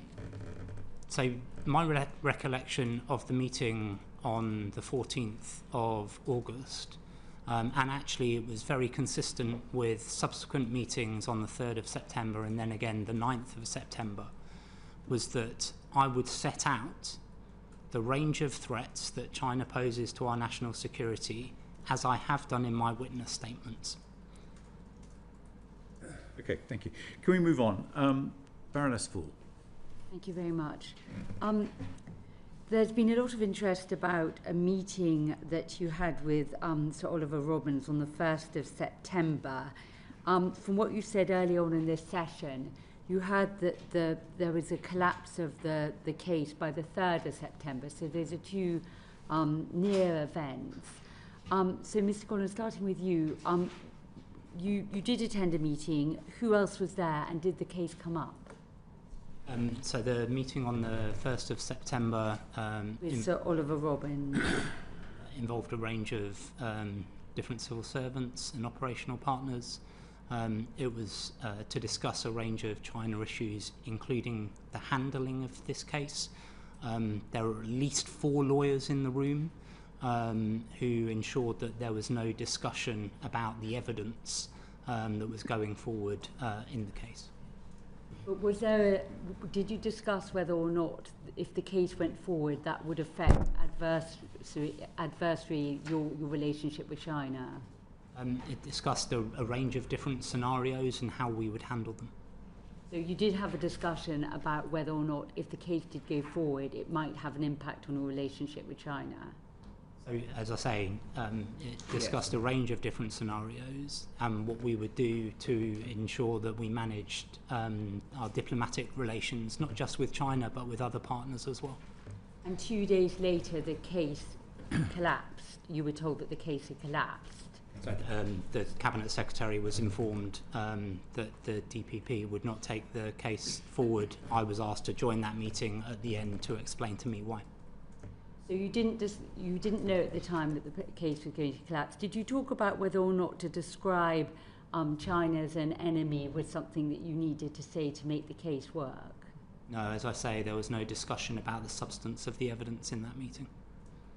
So Chris, were you at the meeting? I was. And who else was at the meeting? Was the National Security Advisor there as well? The National Security Advisor, yes, was there. The meeting was exactly as Mr. Collins described. It was to discuss different scenarios and how they would be handled. It was not to discuss the evidence in the case. As Mr. Collins has described, and we've also described in our written evidence, lawyers were present to ensure that the discussion stayed where it was supposed to be, which was how would we handle different scenarios in our relationship to China. As a number of people around this table will and on screen will know, holding meetings within government that discusses different scenarios and what the government's response would be to different things happening is completely common, both within the national security world and within other types of policy. At the time of that meeting, were you aware of the fact that the case needed some stronger language in order to... No, we didn't discuss the nature of the case at all. It was exactly as I've described. It was about handling. I knew that the DPP's intention, and I use the word deliberately, was to present no evidence at the meeting on the 3rd of September that the DPP described, though as he's described in his both his written evidence and in the evidence that he gave you, he did not confirm that decision until the 9th of September. I mean, also in his evidence, as you heard, the internal decisions within the DPP as he within the CPS as he described it were prior to the meeting on the 1st of September from his evidence to this committee. So Chris, can I just have clarity on the fact that there was no sense that the scenarios which you just said that you did go through in that meeting of adverse impact on the relationship with China had the case gone forward did not impact the decision 2 days later for the case not to go ahead? No, and the Crown Prosecution Service was not present at the meeting, and the all communications with the DPP and the CPS about ongoing cases are handled within very strict guidelines by the Attorney General's office. I know you're talking to the Attorney General tomorrow, and I'm sure he will go into considerably more detail about exactly what can be discussed in what circumstances, but it's all set out in the AG's letter, and those rules were all followed. Thank you. And just one more question, Mr. Collins, back to you, just so we have absolute clarity on this for the committee. You did not change your wording around the enemy, the description of enemy after the meeting on the 1st of September, before you heard that the case was not going ahead on the 3rd? Definitely not. The language about enemy, as I articulated in my response back to the committee was taken out of my first witness statement before it was submitted in December 2023 to be in line with government policy at the time.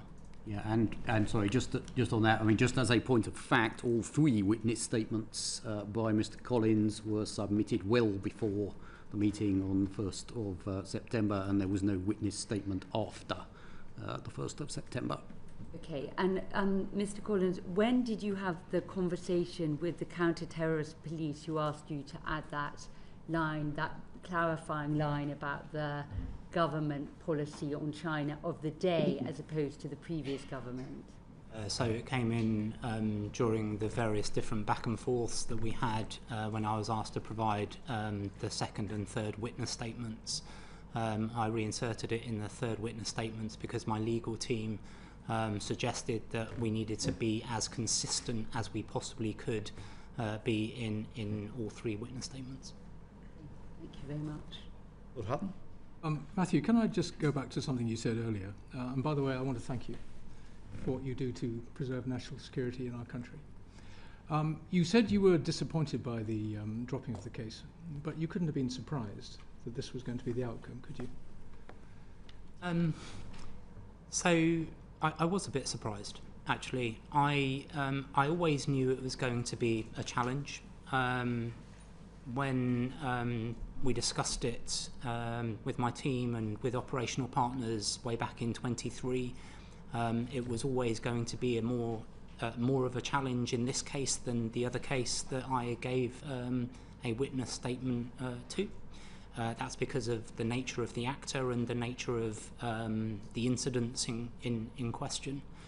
But throughout the period from the submission of that first witness statement until I was informed that the intention was to drop the case, I was trying to ensure that we could support a successful prosecution. And so I was somewhat surprised when I was told on the 3rd of September that the intention was to drop the case.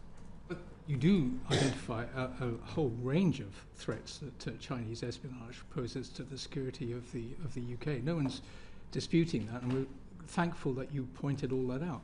But clearly CPS wanted something extra from your witness statements that you felt unable to give, and your response to that is that you couldn't give that extra statement because that was not the then policy of the government in relation to China, as it hadn't been in relation to the previous government's policy in relation to China. I was very clear from the outset when I agreed to be a witness that I would do so in line with government policy at the time in question obviously being 2021 to 2023, so the previous Conservative government. I was surprised when I was asked to join the Cabinet Secretary's meeting with the DPP that was the decision. I think I only picked up the last bits of evidence that the DPP gave. At that meeting, I said exactly what I would say in an open court. That obviously gave him pause because he asked for another meeting with Council on the 9th of September where I again repeated very much the same refrain that I have given to you today about what I would be able to say. So Matthew, are you saying to us that you were prepared, if you had taken the witness stand in this case, to have said something more directly relevant to what CPS were looking for, i.e. China did pose a threat to the national security of the UK? So what I said I would be able to say is that China poses a series of threats to UK's national security. These include espionage threats, cyber threats, threats to our democratic institutions, threats to our economic security. I believe what they were asking me to say was to use the generic term that China is a threat or China is an active threat, which is not in line with government policy at the time. However, the way I would have answered the question under cross-examination would have been to go through all of the areas where I've specified in my witness statements, and I would do again so verbally, the range of threats that we see from China. But DPP didn't feel that they would ever get to that point in the trial, did they? Because they felt the defence lawyers would have struck out your witness statement as not disclosing an offence. I don't know. I know what I was able to say, what I would have said in an open court. I know what I have said in my witness statement. It's a shame we never get to hear that. But Chris, I've got a quick question for you too. Because when you met DPP on the 3rd of September, he came, according to his evidence to this committee, to tell you that the case was being dropped. But that's actually not what happened, was it? After that meeting, you had another go, I understand it, to see if you could stand up a case that would allow this trial to proceed. Is that not correct? Did you ask the DPP to see if he could find a way of making this go to trial? Not explicitly, no. So, but hang on. close. Implicitly? Yeah. Well, so the course of events was exactly as the DPP described. He had, I now understand, though I didn't know at the time, seen the Attorney General to inform the Attorney General of his decision. He then came to inform me of the decision and explain his reasonings. I asked that Mr. Collins join the meeting, and the DPP explained his reasoning to Mr. Collins. Mr. Collins raised a number of questions about the statements that the DPP had made, and the DPP agreed that there should be, I don't know, I can't quite remember what exact words the DPP used in his in the hearing, but he covered this. He agreed to one more loop, which led to the meeting on the 9th of September. Did you ask for that further? No, I didn't. No, we didn't ask for the Mr. Collins, and he might describe what he said. Raised a series of questions, and the DPP volunteered to look into those questions, which is what led to the meeting on the 9th of September, and then his subsequent confirmation that he was going to fulfil his intention not to present evidence. This was your last gasp attempt to try and keep this case going, was it? As I've described, I was somewhat surprised on the 3rd of September to be asked to join the meeting where, and it was obvious when I joined that the decision had been made. I set out as plainly as I could in response to the DPP what I would say in an open court, which is to say that China poses a range of threats to our national security and highlight in detail the ways in which they do. He then, as the Cabinet Secretary has described, suggested that there was another loop just to make sure that there was no further scope to take this forward. I want to bring in Andy Slaughter, and then we're going to have to move on. It's just, thank you, Chair. It's just a codicil to Lord Hutton's question. Your surprise was because the range of threats that you very cogently explained, you thought was sufficient for the purposes, and had you given evidence that you would have come up to proof, but you wouldn't have gone beyond that. At the same time, the CPS is asking for more information, more statements. Did that not make you think that there was more that you needed to say? Not that you necessarily would have done, but you would have come to that conclusion, because it does rather look, from that point of view, more cock-up than conspiracy, if I can put it that way, but it also seems to be one of the great misunderstandings of national security.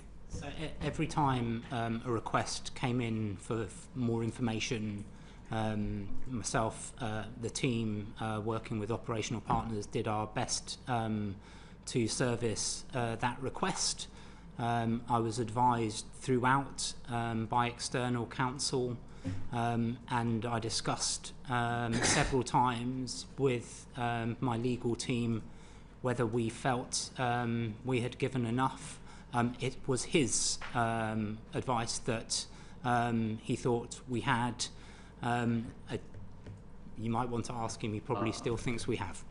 Yeah, if I can add to your question, I mean, obviously, so I am not an expert in this case in the way that Mr. Collins is. I wasn't involved up until the events we're discussing here. But on the 3rd of September, the new information I received from the DPP was the importance of the Rousseau case, as discussed with Ms. Thornbury. And I say I'm not a lawyer and I'm not an expert in the case, but I left that meeting with the clear impression that that was what had changed. It was the Rousseau case, and the DPP described the impact in exactly the way that he described it in this hearing, that was what had moved the bar in this case, and that was what had led the DPP to seek further evidence on top of that, which had led to the original charging decisions. I say, I can only speak for myself, but that was the new information. That was what I thought the new information that had been delivered to me that explained the change was. I don't know if that was the same for you, Matt. Very briefly. Yeah. Mr. Collins, you are an experienced and long-serving, dedicated public servant who has been at the heart of our nation's security for a good many years now. Is it your view, as a matter of fact, that China's espionage operations in this country threaten the integrity of our democratic institutions? Yes.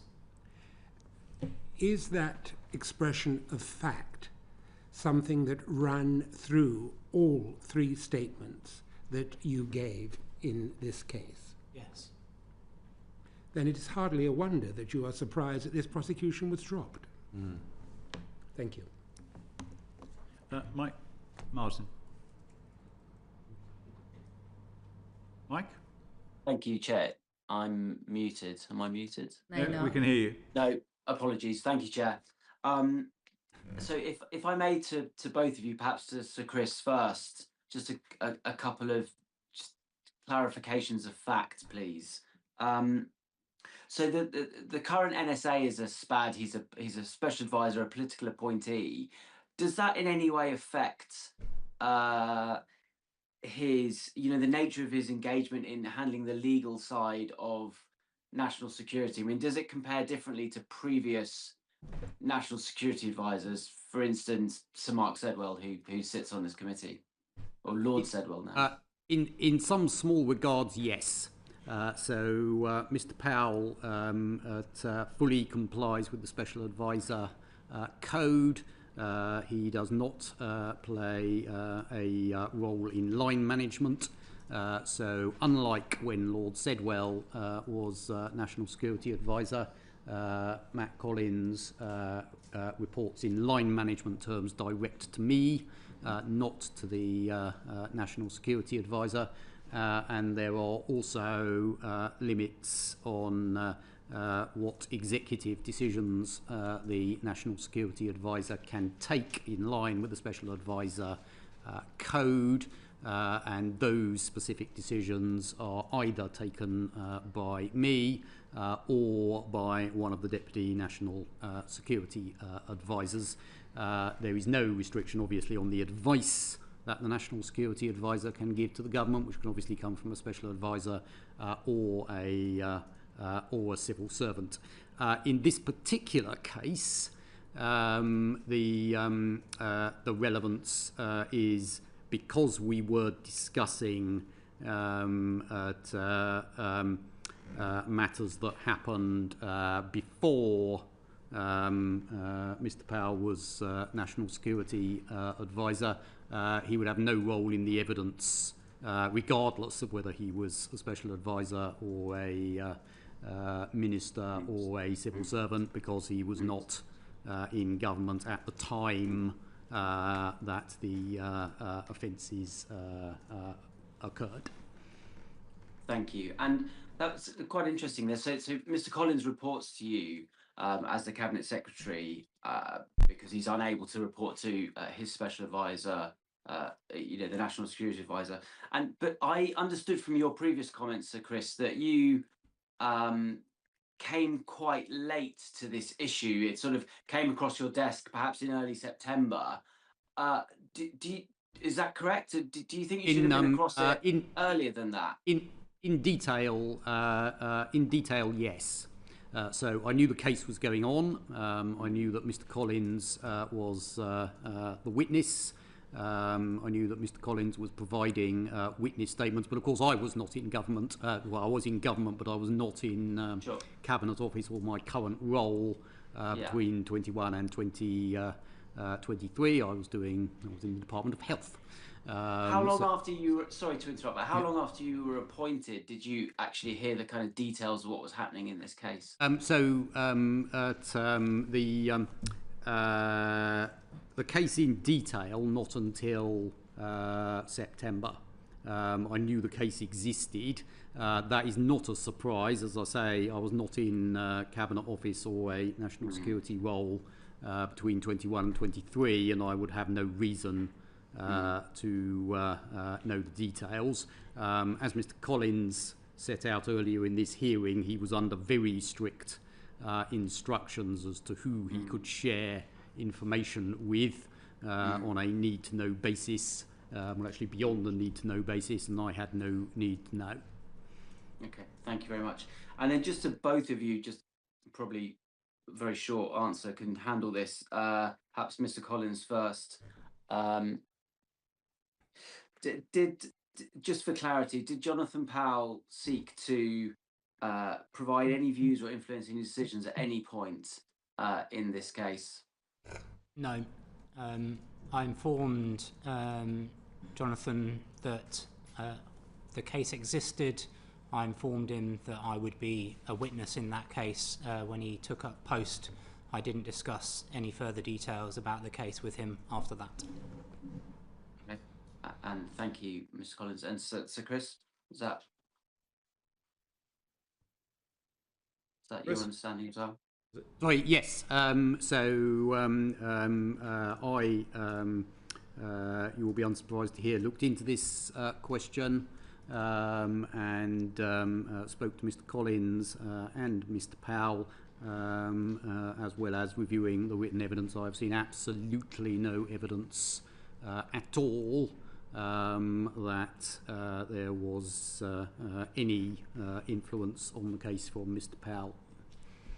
Okay, thank you. And then just no one really from number 10, anyone else had any influence. Mr. Collins was in his legal bubble, and we can just say that quite clearly, can we? Yes. Okay, thank you. And then final question. Sorry, I really do need to move on. Okay, I'm sorry. Dame Karen. Thank you very much. Mr. Collins, thank you for coming in front of us today. I'm sure you didn't expect that you'd be doing this when you were involved in this case. I just want to get to the nub of this point about the current threat at the time the offences were committed. So, when you were putting together your original witness statements, would you have referred to your line manager at that time, the National Security Advisor? In putting together the original witness statements, I think, as I mentioned in a response to Baroness Tyler, the team that work for me within NSS work very closely with operational partners in pulling that witness statement together, consulted lawyers, external counsel, and then I consulted the National Security Advisor at the time, and also the Cabinet Office Permanent Secretary. The reason I didn't consult the Cabinet Secretary at the time is he was on a period of medical leave. I then cited the Prime Minister on the first witness statement.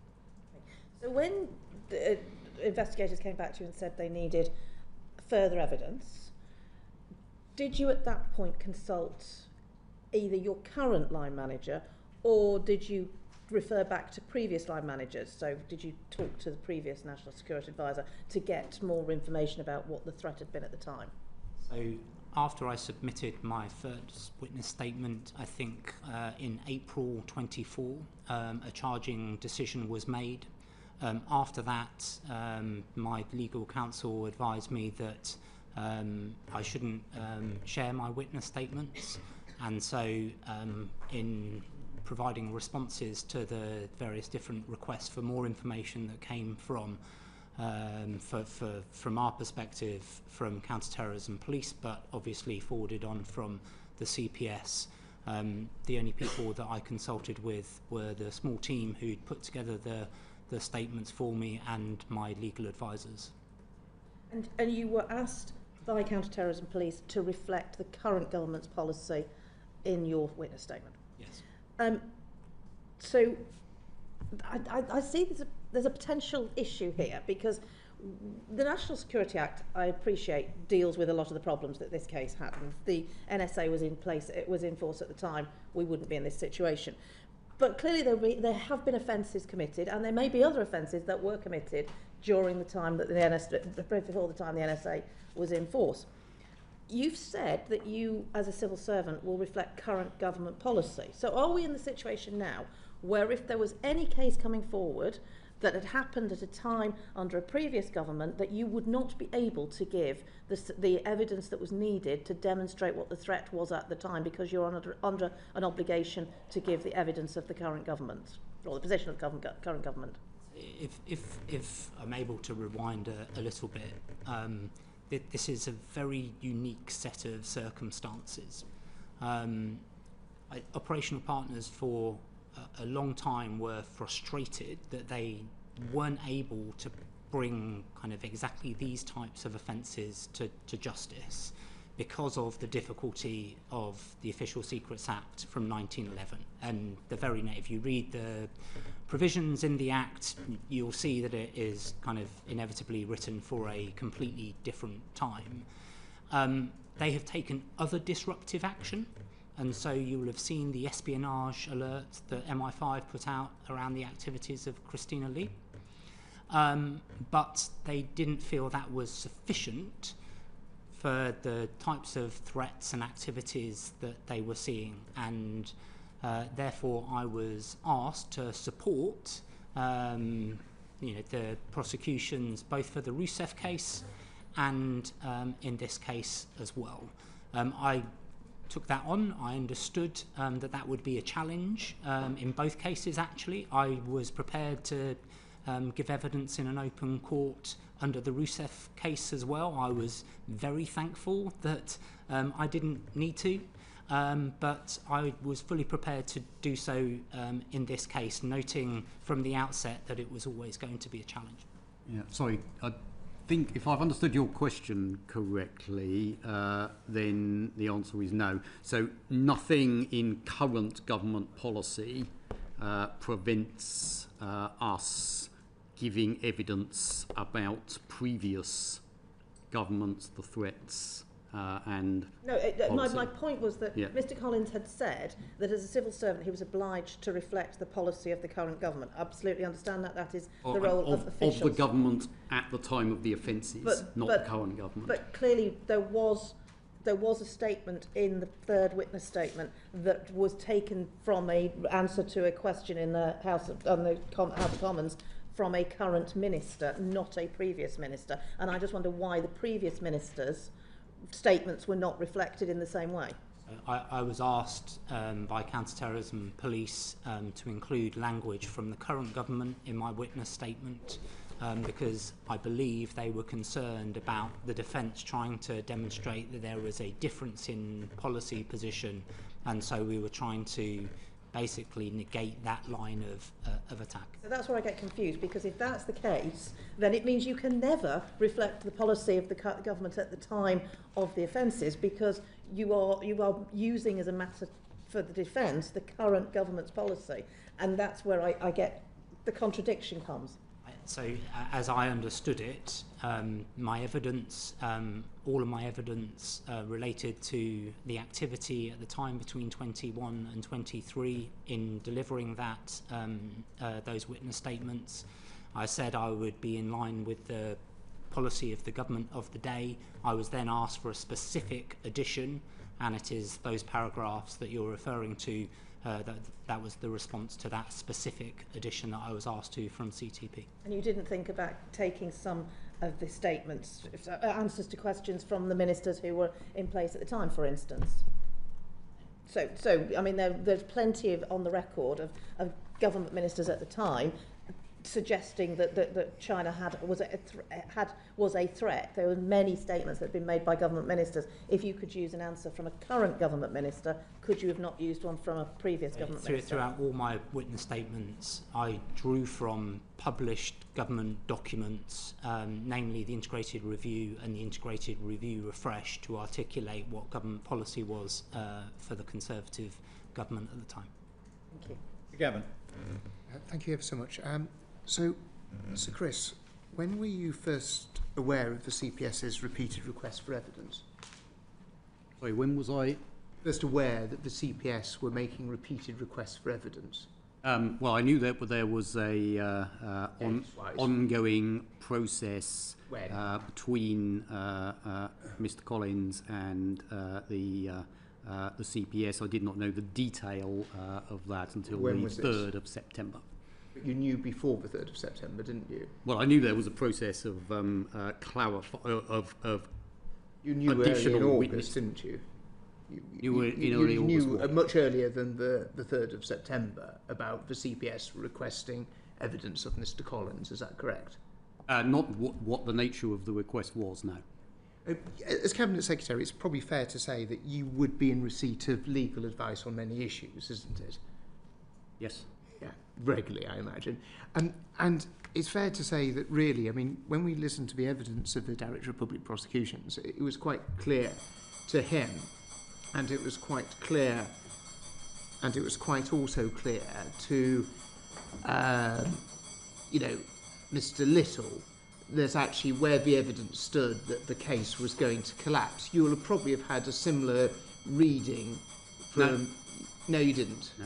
You weren't that interested in this case. You were that detached. No, it's a... You were so detached from the case on this significance that you couldn't be bothered to ask any questions. If you'd like to let me answer the question, we maybe can make some progress. If you would answer the question, we'd make more progress, wouldn't we? Would you like me to? It's an independent decision of the DPP. So you're Mr. Collins' line manager, and you're that sort of negligent as to really show no interest as to where the case is? No, I follow the rule of law. But you have you had no idea that the repeated request for evidence was because that the case might collapse. Mr. Collins has set out that he was under a series of legal restrictions as to who he could share his evidence with, including up to contempt of court proceedings. He followed those correctly. So this was like a real bolt out of the blue. You were that sort of far away from it all. That sort of come the 3rd of September. No, we were following clear legal advice, which is what we do. Mr. Collins, it's quite fascinating because you continue to use the line in line with government policy. It feels as if it's almost a defensive line. Of course, there is government policy, but also there's you'll be offering your judgment continuously to government, won't you? In your judgment, not in relation to policy, is China an active national security threat? Because a lot of your colleagues, if you take Sir Ken McCallum, seem to take the view it is a active national security threat. What's your judgment, your personal judgment, not what government policy is? I'm a civil servant. But you have a judgment. I'm a civil servant. And you're bound to give this committee your view, we're not asking for what government policy is. We can read numerous documents as to what government policy is. We're asking for your judgment, Mr. Collins. What's your judgment? Do you believe that China is an active national security threat as Deputy National Security Advisor?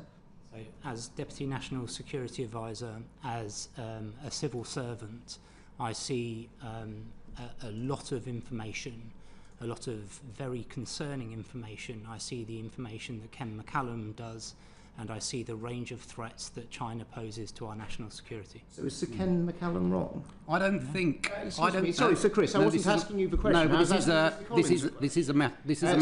a question of fact. Sorry, can we? A question of fact. Can we? Excuse me. Can we just actually have some decorum in this? And can we just keep the questions really more about the communications between the CPS and the government. So, Chris, you can answer. Yeah, I mean, just as a question of fact, I don't think Sir Ken McCullum has ever used those words. So if you have a reference where he did, I'd like to hear it. So obviously when the National Security Advisor was in China, he met with his counterparts. There'll be notes taken of those meetings. Was the issue of this case raised in those meetings? No. No. Okay. Thank you. Paul Robertson. I should be extremely brief, not least because we're past our time. And this is specifically for the Cabinet Secretary, and I see you as representing the government on this occasion. Should somebody in the government have intervened when it became apparent that the CPS needed more evidence, and Mr. Collins's evidence wasn't sufficient for what wanted prosecution? And if I could add with that, if you had concerns about the way in which an espionage case was progressing, would you raise that with officials and ministers? And what role does the Office of the Attorney General play here? And we haven't heard about him. Are you satisfied with the Attorney General's work in superintending, which I believe is the expression, the CPS? So the answer to your first question is no. The circumstances in which the government relates to the Crown Prosecution Service have been set out very clearly, I thought, by the Attorney General's evidence this committee. I'm sure we will talk about it tomorrow, but it's, in my view, entirely inappropriate for government to intervene in criminal trials in the way that you describe.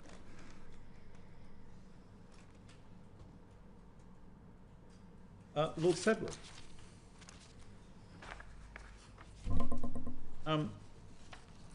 I just wanted to come on to the point really about what lessons you think that we've learned from this case. Perhaps to start with you, Matthew Collins, what lessons have learned and what changes do you think you need to make going forwards?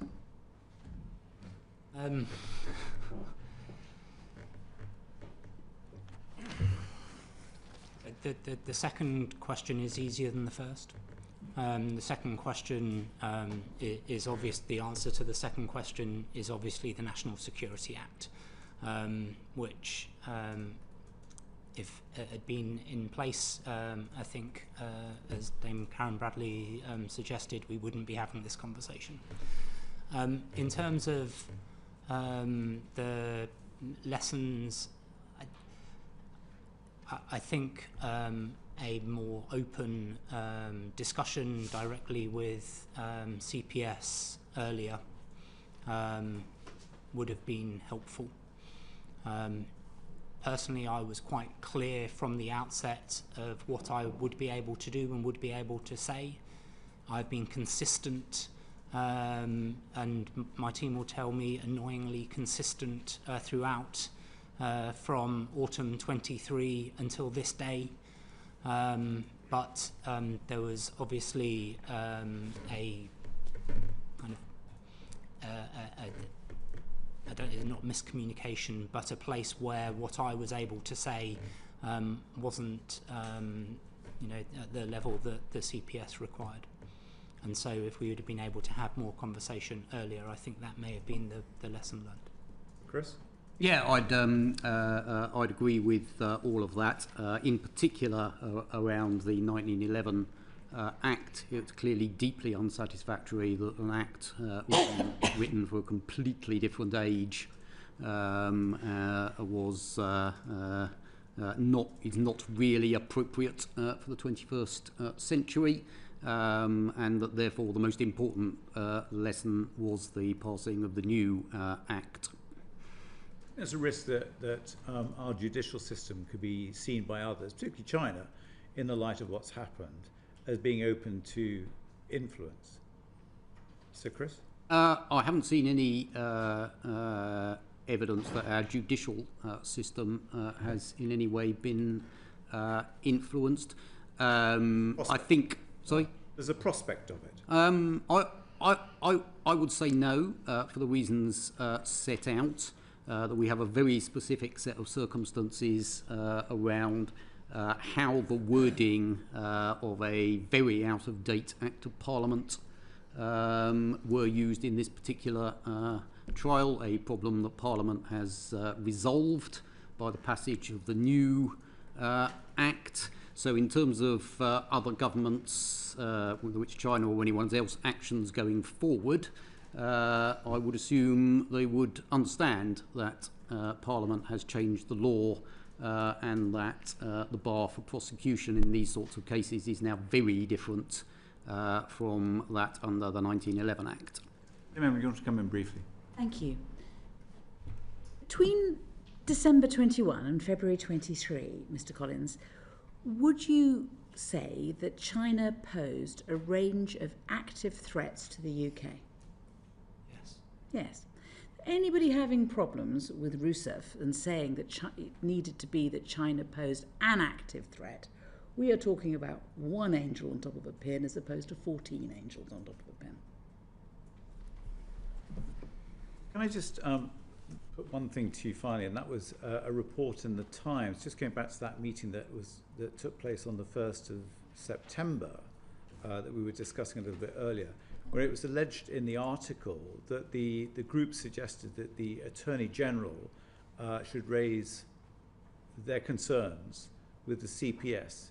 Is that true, Sir Chris? No, and I'm sure the Attorney General will confirm this tomorrow, and indeed I think it is in his written evidence. As a matter of routine, as I understand it, the Attorney General's office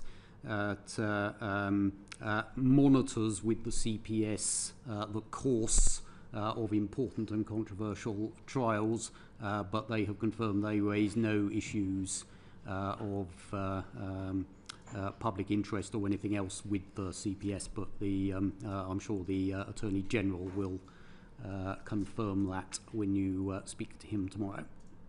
Okay. Can I thank you both for your time this afternoon?